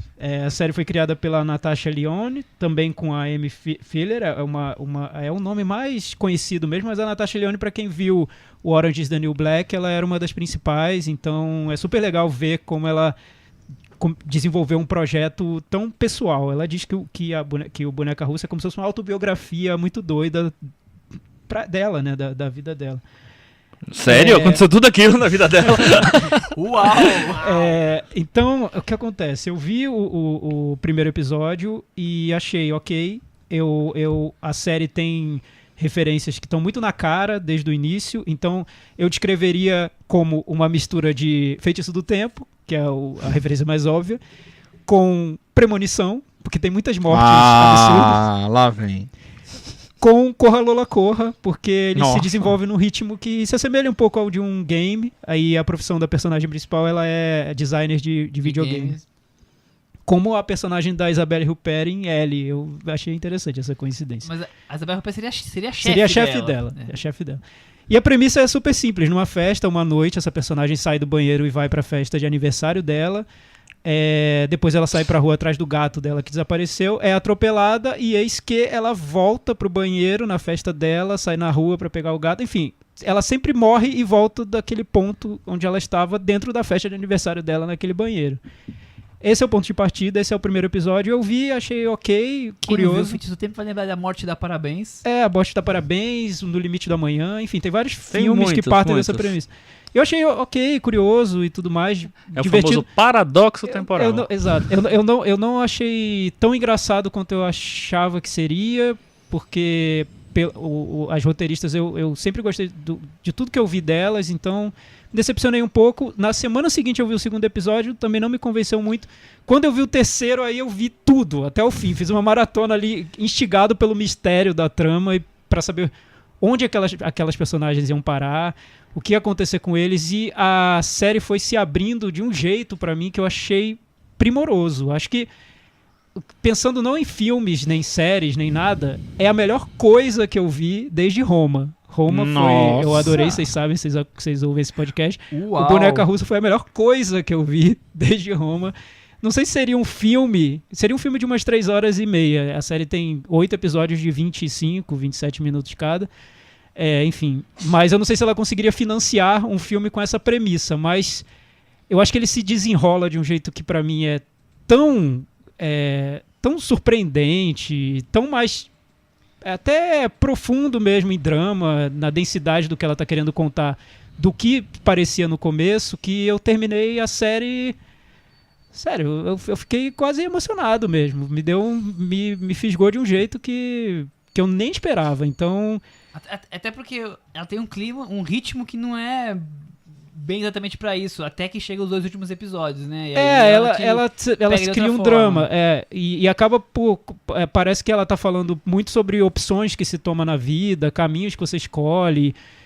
Acaba que é uma série muito mais sobre como você se relaciona com as pessoas, se relaciona com seus amigos, as opções que você toma no dia a dia, na forma como você constrói essas relações e no que essas relações vão ser importantes pra você, que quando terminou, e ainda termina a série, eu não vou dar spoiler, claro, mas ela termina usando uma música que é uma das minhas músicas favoritas de todos os tempos, que é de uma banda chamada Love, que é Alone Again, que é o nome da música. Termina de um jeito que, sinceramente, uau, se tivessem feito mais filmes assim nos últimos meses, minha lista de melhores já estaria bem cheia. E tem coisas bem interessantes, claro que eu não vou usar os mesmos adjetivos do Thiago, porque eu não fiquei com esse grau todo de achar que foi a melhor coisa que eu vi desde Roma, por exemplo. Qual foi a melhor coisa que você viu desde Roma? Vidro. A melhor coisa que eu vi desde Roma é o último filme que eu vi do Abbas Kiarostami, que é ótimo, esqueci o nome agora. Foi a melhor coisa que eu vi esse ano, com certeza. 24 Frames? Não foi o último filme dele. Nossa. Não, mas volta pra É o série, filme vai. que ele fica preso dentro de um trânsito maluco que teve um terremoto. Eu achei... Não, mas falem da sensacional. série. Vocês Mas viram, vamos falar porque eu da fiquei, série. então, porque eu fiquei ali irritando, dizendo que era muito Metralhou bom. no nosso grupinho do WhatsApp, nosso imenso grupinho de nós 3, e... Mas eu não achei- sou eu, muita gente elogia. Não Sim, parece sim, uma sim, coisa sim. doida Deixa que eu eu falar, desenterrei da minha- Thiago. O Thiago tá defendendo uma Ele possível tá, crítica que ele vai se surpreender que eu não vou trazer. Vou beber água. Bebe, vai. Se acalma, se Eu achei acalma. primeiro super legal o clima, essa coisa meio quase anarquista, porque a personagem traz e que traz a reverência, o divertido, sem ser aquele humor escrachado. Eu achei gostoso de assistir. Então, claro, o primeiro episódio vai indo, o segundo vai indo um pouco mais, depois o terceiro você já quer ver até o fim. Então eu diferente do Thiago, eu vi os 8 episódios no mesmo dia. Foi também. realmente maratonado. Não, eu vi em 2 dias. Quer dizer, então foi algo que me prendeu mesmo a atenção. A Cris chegou, eu estava indo começar a ver o último, ela queria ver o Grammy, eu falei, não, eu vou assistir o último agora. Que Grammy, que nada. Perdeu a Janelle Monáe, que tava belíssima no ao vivo do Grammy. Viu? Puxa, eu gosto da Janela.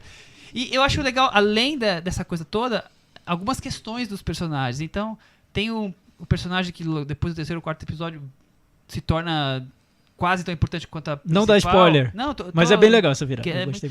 E ele tem todos os dramas de um personagem, um loser, digamos assim, mas sem ser aquele loser estilo Sundance, aquela coisa já virou clichê, virou até demodê, de tão ultrapassado que já tá. Demodé não, porque eles continuam premiando. Pois é. Eu achei um loser de carne e osso, assim, de gente como a gente. E por outro lado tem coisas como a relação familiar dela desde criança, então o seriado consegue trazer a relação com a mãe, com Como é que eu vou falar sem falar spoiler? Com a outra personagem feminina Forte. dela, Com aquela outra lá.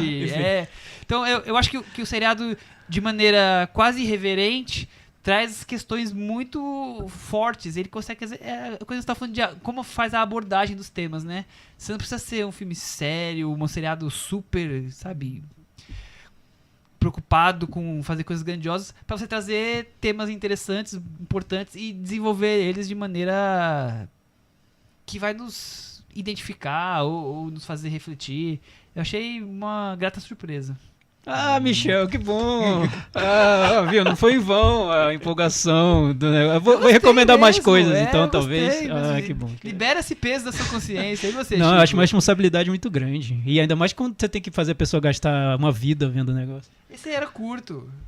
Eu É. só parei pra assistir uma coisa que eu vou recomendar daqui a pouco. Fui lá e voltei. Eu só parei, eu só vi porque tinha 25 minutos cada episódio. Porque senão não veria. Você não gostou? Hã? Você não gostou? Não, porque eu não acompanho série, vocês Sim, sabem, é sim, muito sim. raro. Aí quando eu via que era pequeno, vou dar uma chance. Aí tinha algumas, por exemplo, primeira coisa, Natasha Lyonne, gosto muito, sempre gostei, Eu não desde... conhecia ela. Como assim? Eu nunca vi Orange is the New Black. Não, mas ela tava ela é a principal adolescente do Todos Dizem Eu Te Amo, do Woody Allen, depois ela fez Nossa, outras coisas não- também. não Ela, quer lembrar American dela. Pie, Hello... Já vi American Pie.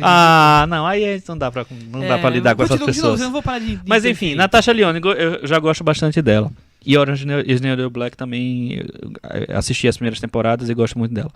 Segunda coisa, quando eu vi que tinha paradoxo temporal, gostei mais, porque eu adoro. Todos, pode parar o tempo, voltar no tempo, fazer qualquer coisa, já te gostei. ganhou. Já gostei. E como você falou, ele vai além, ele traz uns temas sérios pra preencher esse arquétipo de série de brincadeira e tal. Então ele traz questões sérias. Então eu achei muito legal. Achei muito legal Tá também. vendo, Thiago? Achei você divertido, gostou? achei bem dirigido. Eu achei muito Achei que, legal. que tem um roteiro. Engraçado, a personagem dela, às vezes eu achava ela um pouco excessiva. Sim, Uma com coisa certeza. dessas É reverência demais. caricatinhas. É uma coisas personagem muito caricatas. montada, né? Muito Até montada, no figurino exatamente, mesmo, é. ela é muito carregada. Mas aí vinha ela tentando descer a escada. Gente, é coisa maravilhosa. Como não? Tem coisas fantásticas. E tem a relação com as amigas, sabe? A relação com esse personagem novo que aparece depois.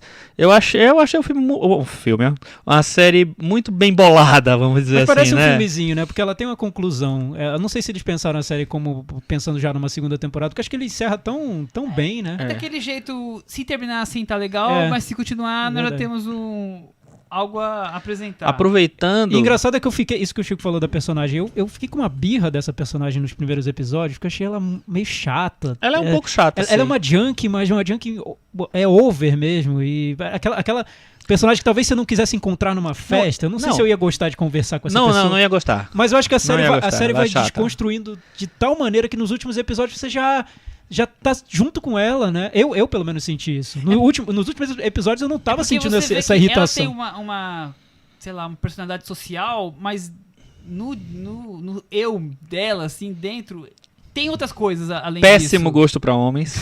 Coisa horrível, gente. Nossa, realmente. Nossa, Escaprichado, né? Mas acho esse personagem loser que o Michel falou, eu acho tão bem desenvolvido na série, porque o grande drama dele, eu vou dar só um micro spoiler, tá? Se vocês quiserem ver sem saber nada, pare aqui rapidinho. Pule 10 segundos. É 15 que segundos. o grande drama da vida dele é uma separação, né? E ele encara aquela separação como uma tragédia, né? Uma coisa que é Grega, como as pessoas encaram realmente. Mas nessa história de ficar morrendo Mas e voltando... quantas pessoas não tiveram esse tipo de tragédia exato. numa separação? E nessa história né? de ficar morrendo e voltando pro mesmo ponto, ele vai revendo Filme aquela de terror separação. aquilo, gente. Então, Quase a Marie Kondo. Não chegou assim, nela. primeiro ele vai revendo como um filme de terror, porque ele não quer passar por aquilo de maneira nenhuma. E depois ele vai revendo de outras maneiras. Ele vai vendo como pode ser ridículo até. Né? Como ele sofreu talvez mais do que deveria, como ele poderia ter encarado de uma maneira diferente ou de outra. Sabe, a série abre tantas possibilidades para um momento da vida que Você vai relendo. você vai retusa repensando daquele coisas que você momento. fez. outra coisa que eu achei muito legal na série são as referências pop, porque tem várias e elas não são jogadas. Eu acho que elas têm elas casam todas as vezes em vez que ela vai Eu tô citar com algum Annie filme. Rom, eu mandei mensagem pra você, não é possível. olha Então, eu não isso. tinha Fora- entendido fora- aquela fora a mensagem que eu só vi musiquinha. ver depois. Fora a entendi. musiquinha que toca toda hora que você termina a série e não consegue pensar em outra Não, fica martelando na cabeça. And when you're in danger. E outra coisa que eu ia falar é o seguinte, o personagem, além do personagem ser muito legal do cara, o ator é ótimo, ele é muito, você fica envolvido com aquele drama daquele cara, assim. E tem vários os coadjuvantes legais, né? O mendigo é muito legal, o cara da lojinha, as amigas dela, assim. A chinesa é uma figura. Então, a outra chinesa é também. outra, que no início me pareceu tão irritante, e numa das últimas vezes que ela volta pra festa, eu gostei tanto de ver a chinesa. Eu falei, amiga, que legal, você tá aqui, que bom. Porque a série vai mostrando todas as possibilidades ruins que poderiam acontecer com aquele grupo de pessoas. É aquela coisa, como ela vai repetindo essa cena do começo da festa, sempre tá na série, você vai quase que montando um quebra-cabeça da relação dela com as amigas só daqueles 10 segundos, 2 minutos que aquelas cenas duram. Quer dizer, você cria quase nada uma grande parte da relação delas ali, né? Com histórias passado, presente, dramas. Quer dizer, é tão curioso como isso oferece alternativas pra série. Tá bem falado, Bonecas Russas? Tá bem falado. Maravilha, só pra que bom. terminar, Ele ficou na varanda. Ficou. Que maravilha. Só pra terminar, a Natasha Lyonne começou muito cedo a fazer como atriz. O primeiro filme dela, ela faz uma ponta como a sobrinha da Meryl Streep em A Difícil Arte de Amar. Nossa. E logo depois, alguns anos depois, ela fez aquela série que o Pee Wee Herman tinha, né? Não sei se ele, coitado, pegou ela, não. Acho que não, espero que não. E depois ela fez adolescente já, na verdade, Dennis o Pimentinha, grande clássico dos anos 90. Dennis o Pimentinha. Ela está lá. Dela. Agora você lembra dela? Eu acho o seguinte, agora tem que deem dinheiro pra essa mulher. Deixa ela fazer filme, deixa ela fazer série. Enche essa mulher de dinheiro, pelo amor de Deus. Deixa Me lembrou... ela criar. É interessante porque eu tava vendo os créditos da série. Não sei se em todos os episódios, mas a maioria dos episódios foram dirigidos por mulheres. Toda a equipe é feminina.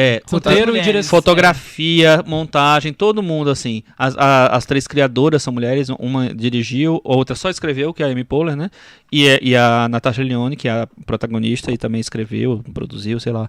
Então, eu achei um clima muito parecido com Girls, por exemplo, que é uma série que eu assisti os primeiros capítulos e tal. E tem essa coisa da cidade grande, da vida moderna, das meninas, né, empoderadas. Empoderadas não é chato. Já banalizou. Mas né? é isso. Mas é isso, vocês entenderam. Cris, você tem algum assunto pra trazer pro Puxadinho? Não tenho não. Ainda não consegui, infelizmente, terminar de ver a nova e derradeira temporada de Unbreakable Kimmy Schmidt. É assim que eu terminar de ver. Mas tá boa. Então, os 2 primeiros episódios, que foram os que eu vi, é aquela coisa, né? Essa temporada é uma micro temporada que, na verdade, é metade de uma temporada. Então, é exatamente aquela barrigadinha que dá no meio da temporada, é esse começo. Então, foi meio frustrante. Acho que é por isso que eu tô empurrando com a barriga um pouco pra ver. Que é aquela barrigadinha que dá no meio, que... Eles simplesmente cortaram a temporada? Eles cortaram a temporada e Mad Men foi depois. isso também, né? E aí, já me falaram que o final é muito bom, que vai melhorar, então em breve aqui um review relato mais... preciso. Cris, você me fez assistir Marie Kondo e eu achei um dos piores filmes de terror. Não de pior, de ruim, não é isso. Mas você viu tudo? de melhora Ele no viu final. Ele viu Não, eu vi gente, um, vamos entender. Melhora no final. É pior de aterrorizante, eu fiquei horrorizado. Ele nunca viu acumuladores. Não, eu falei pra nunca ele, vi. tem uns negócios que assim, tem gato morto na casa. As pessoas não Gente, tinham gato morto na casa. Eu gente. olhava As pra pessoas são aqueles cômodos, limpinhas, eu falava, as pessoas são praticamente normais. taca fogo. Como é que eu quero entender o cérebro das pessoas, como é que consegue viver num estupício? Só pra localizar nosso ouvinte, o Michel é quase uma Marie Kondo da Vila Mariana, é isso, né? Não, eu só tenho as minhas camisas separadas por cor, e tem as sociais de um lado, e as pra trabalhar de outro, as de mangas compridas separadas também. Vamos voltar, gente. É assim, ó. Vamos lá, cara ouvinte. Tem Cara ouvinte, vamos lá, cara ouvinte. Se você algum dia pensou, eu vou comprar um presente pra dar pro Michel, desiste. A chance dele achar que é mais tralha na casa dele é muito grande. Manda um cartão virtual, manda alguma Deposita coisa assim. na conta, Deposita na conta. Bitcoin. Algo assim. dados, talvez um pendrive. Mas fora isso, Se não for um pendrive muito chamativo. grande, se não for nada muito grande. Olha, eu queria dizer que isso é Fora totalmente isso. real. É um Cuidado. parto escolher presente pro Michel todo Muito ano. difícil, Esse ano eu não muito quis nem difícil. saber. Eu vi um negócio, uma caixinha de DVDs assim, vou dar isso mesmo, quero É nem isso saber mesmo, se vai, ousadia. Sabe se o vai que eu- jogar sabe o que eu fora decidi? depois. Tá ali em destaque, viu? É. Sabe o que eu decidi? Dar coisas pra comer. Bombom. Ah, porque aí isso não é tem bom. como guardar, já come verdade, tudo. é verdade, Isso é tem bom isso também. É. Então, você Aí, ó, ouvinte, fica já a ficou dica pros Mas Chocolate, esse ano até chocolate deu forte. rápido, Eu tô mas o lutando ano pra parar passado, de cara, eu passei chocolate. uns 4 meses pra dar o presente do Michel. Coitado. Eu fiquei, puta, o que é que eu compro pro Michel? Ah, não, isso aqui ele vai dizer, ele não vai gostar disso. É muita coisa, vai parecer mais uma coisa na estante, não dá. Então Então, aguardem o Michel- podcast Arrumando Sua Vida com o Michel Simões. Não, mas é que o Michel, ele não quer nem saber se traz alegria ou se não traz. Ele quer jogar tudo fora. Pois Então, eu... é outro conceito. Já outro quando eu conceito, é compro outro presente conceito. pra Cris, eu penso só na alegria, eu penso só no funcozinho Não é? Porque bonitinho a lá na Marie frente fala dela. isso. A Marie, ela entra na casa, ela falou, não tô chegando aqui pra falar que tem que jogar tudo fora, que você tem que ver que tem coisa aí que não tá trazendo alegria. Agora, e quando Mas, tudo assim, traz pra cada- alegria? Pra cada Funko que você ganha e te deu alegria, você tem que abraçar um que você já tem e jogar fora? Mais ou isso. menos isso. Eu meio que Eles exijo ficam- que eles ela ficam fizesse meio- isso, mas Eles ela não ficam meio que obedece. guardados, eles é que nem assim, eles vão pra um quartinho escuro e aí de repente eles somem. É isso que Tem uma acontece. rotatividade, Entendi. sabe? Pra aparecer um na sala, tem que sair um, porque o espaço é limitado. Olha, eu não sei como é que você aguenta. A Unbreakable Chris Schmidt. Entendeu? Breakable Chris Lube. Imagina uma série que junta Marie Kondo e Kim Schmidt. Não tem na Netflix, mas tem no Cinema na Varanda. Essa tem. Então eu vou deixar essa, então eu Essa vou é a deixar nossa essa dica vida. no puxadinho. Tem um vídeo de 2016 da Ellen, que é a Marie Kondo dobrando roupas com a Ellen Kemper, que é a Kim Schmidt. É maravilhoso. Ah, Aí, olha! pronto. Tá vendo? Quem é que pode trazer essa informação pra vocês? Apenas Só Chris Chris Lume. Lume. É maravilhoso, Apenas. só Não ela tem vive no jeito. Brasil. Porque é impressionante como a Marie Kondo é muito pequena. E aí a Ellen DeGeneres até se confunde, porque ela quer dizer the tidiest, a pessoa mais arrumada do mundo, ela fala the tiniest, a menor pessoa do mundo. Depois dessa sessão de filme de terror, Chico Firman, que não tem Jason, não tem Fred Krueger, pra mim eu morro de medo das casas onde Marie Kondo vai visitar. Entendi. É porque realmente você tem que ver a série Acumuladores. Eu não sei como é Não, o não vou original. fazer É isso. Hoarders, né? É Eu um quero negócio dormir à fantástico. noite. Estreia nessa quinta-feira, em circuito, uma animação brasileira que foi pré-selecionada para o Oscar esse ano, chama Tito e os Pássaros, que é um filme muito, muito legal. É um filme que tem um diálogo com o público infantil muito grande, mas ele tem um trabalho visual que é bem ousado, porque ele é meio impressionista, tem muitas cores, muitas formas diferentes, assim. Então, ele tem, ao mesmo tempo que ele tem uma coisa mais simples, de uma história mais simples, até com umas intenções meio ambiente, mais sociais e tal, não sei o que lá, e uma história simples de pai de criança com família, ele tem também um trabalho elaboradíssimo visual que dá uma riqueza para o filme muito grande. Então, super recomendo o Tito e os Pássaros. Muito bem. Eu, como disse, assisti alguns episódios de Bonecas Russas, parei para correr na Cinemateca para assistir os clássicos ao ar livre, pegando aqui o nome correto. Pô, quase que eu ia. Eu fui no sábado e no domingo. Acho que quem mora em São Paulo vale a pena ficar de olho. Tem mais, acho que 3 ou 4 semanas de sábado e domingo com sessões às 8 da noite ao ar livre, filmes de 1h20, 1h30. Eu vi Planeta Fantástico, aquela animação francesa, e vi... Muito, muito louca. E vi Vampiros de Almas, Que eu o adoro. filme do Don Siegel, que depois foi refilmado 2, 3 vezes, invasores de corpos, né? 4 ou 5 vezes?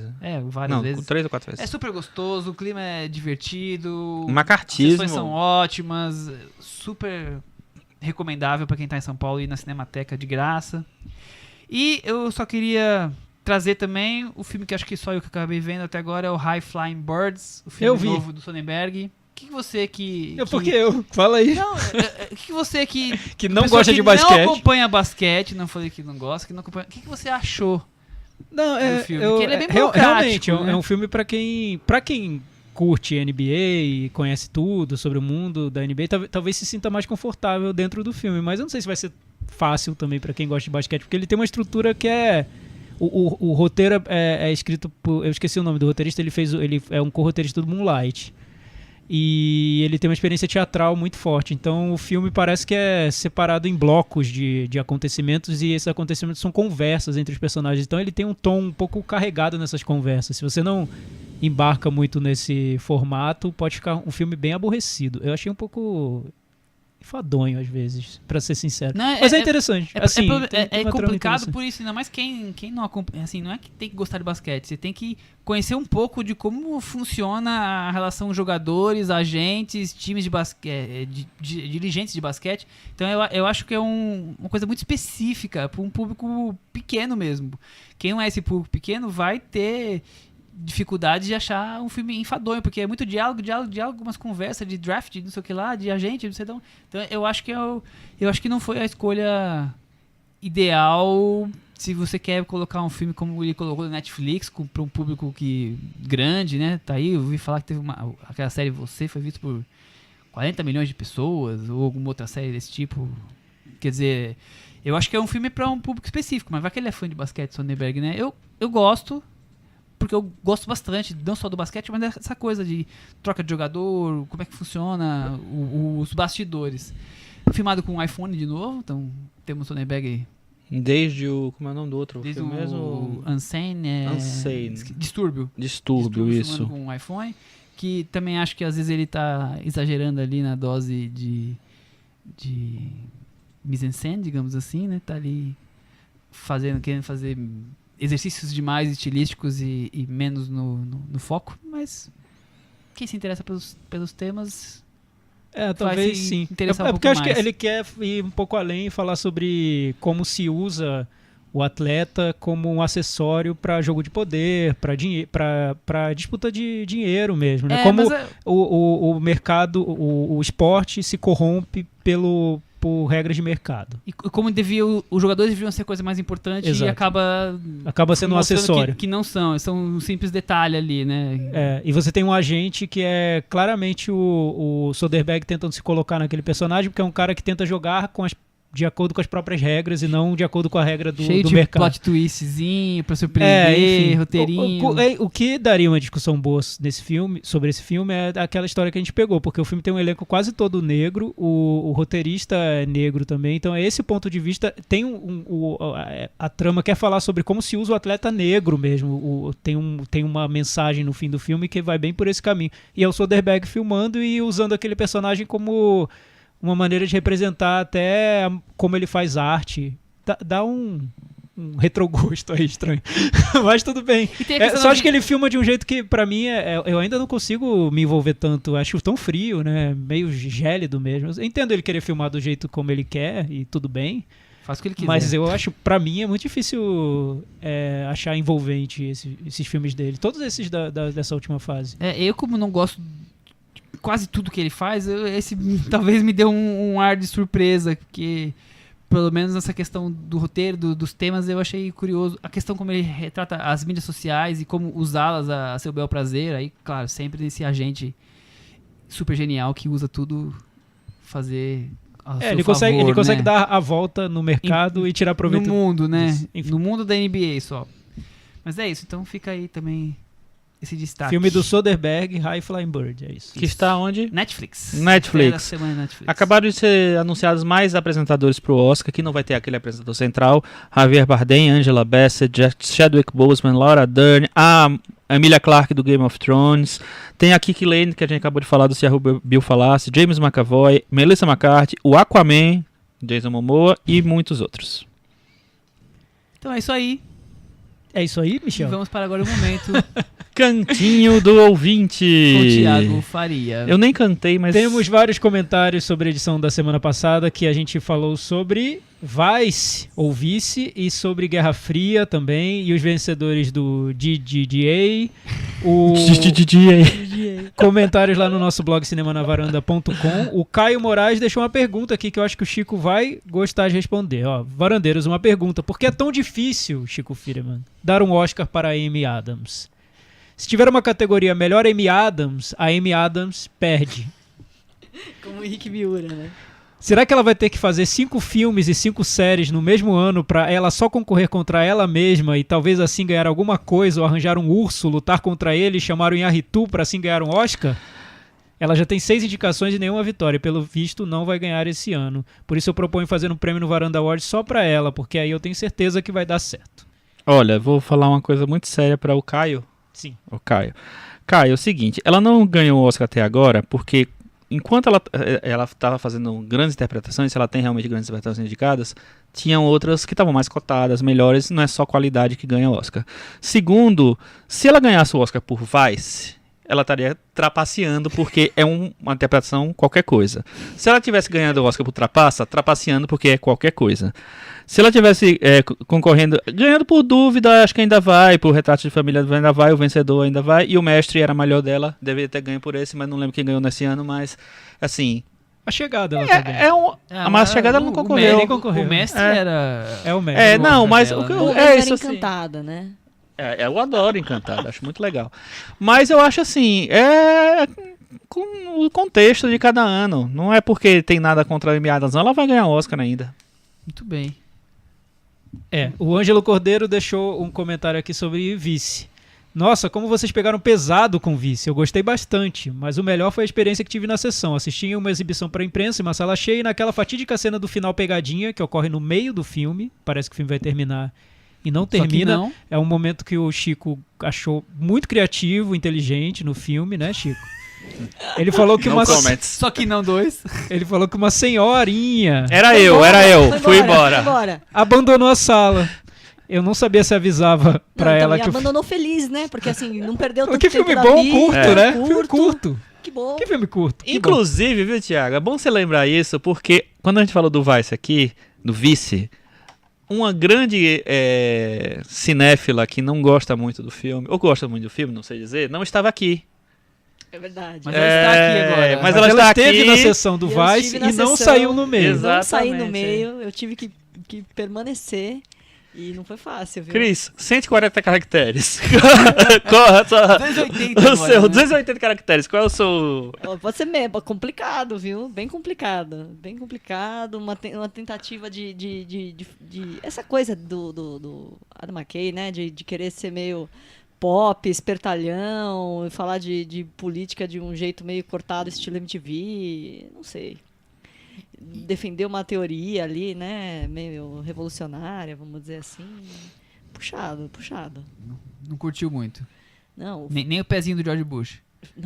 Nossa senhora, é verdade. Essa pra mim é uma... Eu perguntei até se a gente ia ter direito esse ano no Varanda Awards de pior cena do ano. Já quero inscrever. Tá criado. O pezinho do George Bush como o troféu pezinho do George Bush de pior cena do ano. Caramba, aquela cena eu mal lembro dessa cena. Não, é uma cena que... Spoiler, pessoal. É uma cena que ele tá lá fazendo o discurso da guerra lá, né? Estourou lá Bin Laden e tal. Vamos atacar. Vamos atacar. E aí o pezinho dele tá tremendo.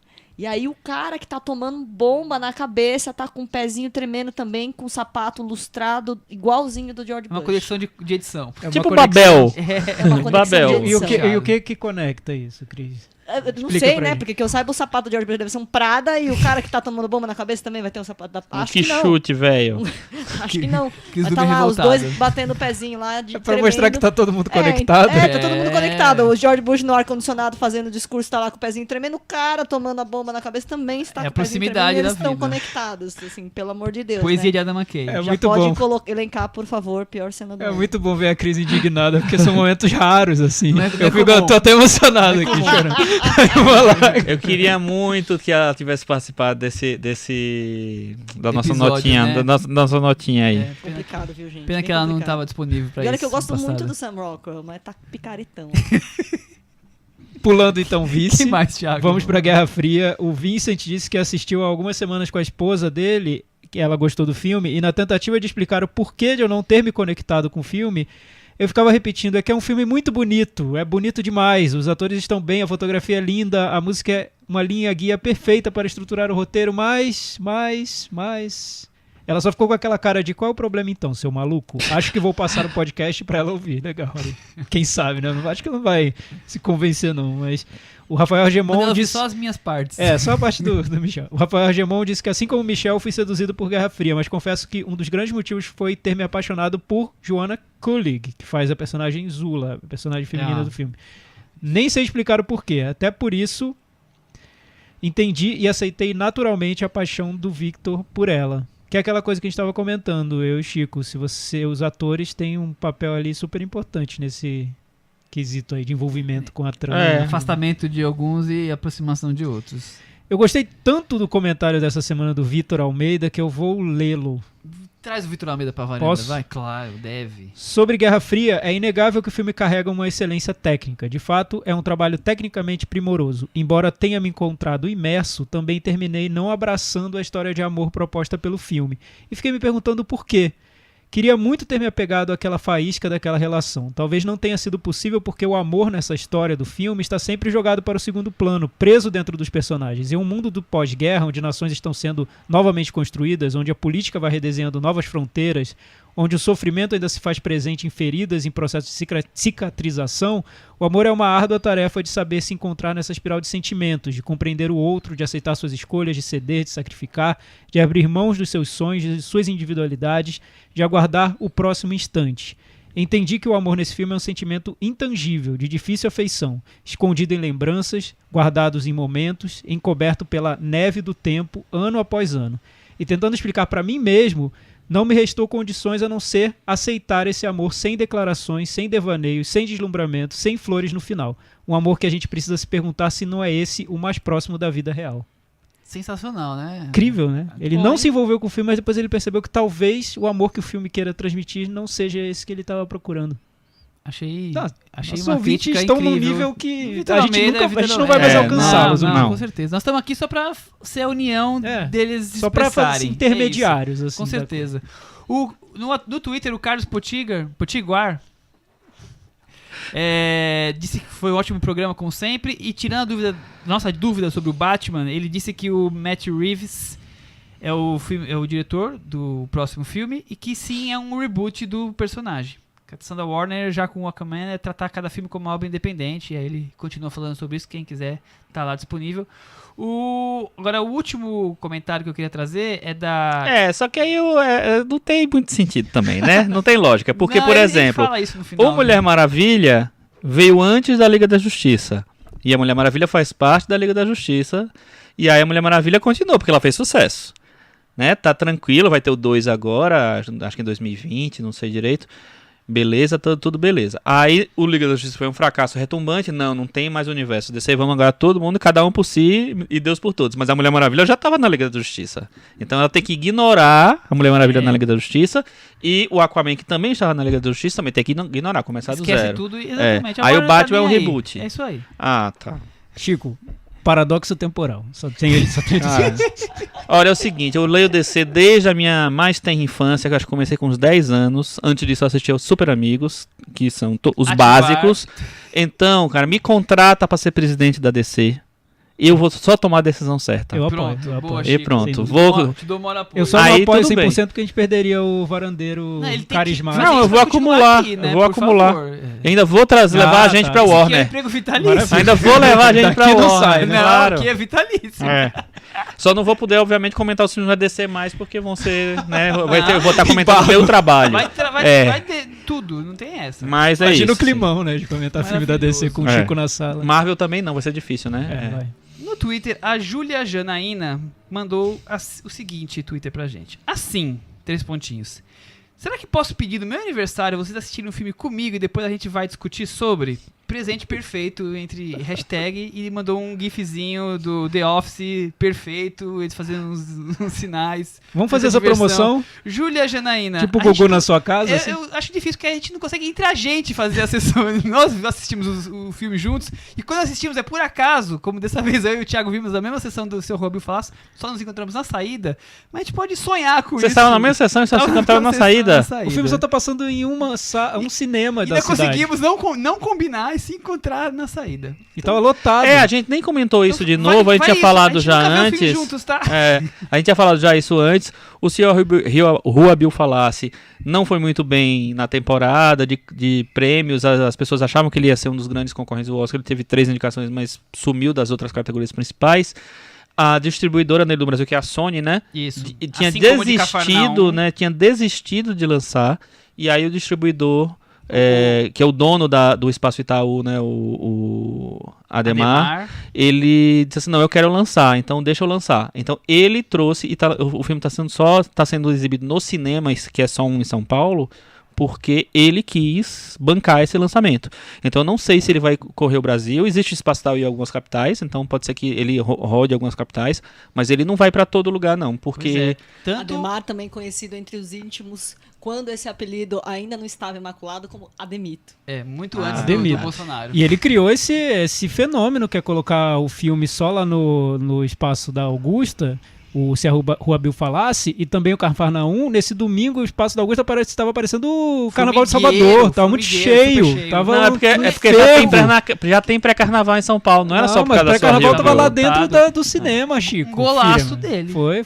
Cafarnaum fez verdadeiro Ademito. Eu lembro que um abraço, Ademar. Eu assisti Cafarnaum, segunda-feira, 9 da noite, Cafarnaum tava mais cheio que o Ruabil na sessão das 2 da tarde, que é uma prova de que o brasileiro não está cansado de sofrer, ele quer sofrer mais, quer sofrer no dia de folga, quer sofrer no cinema de qualquer jeito.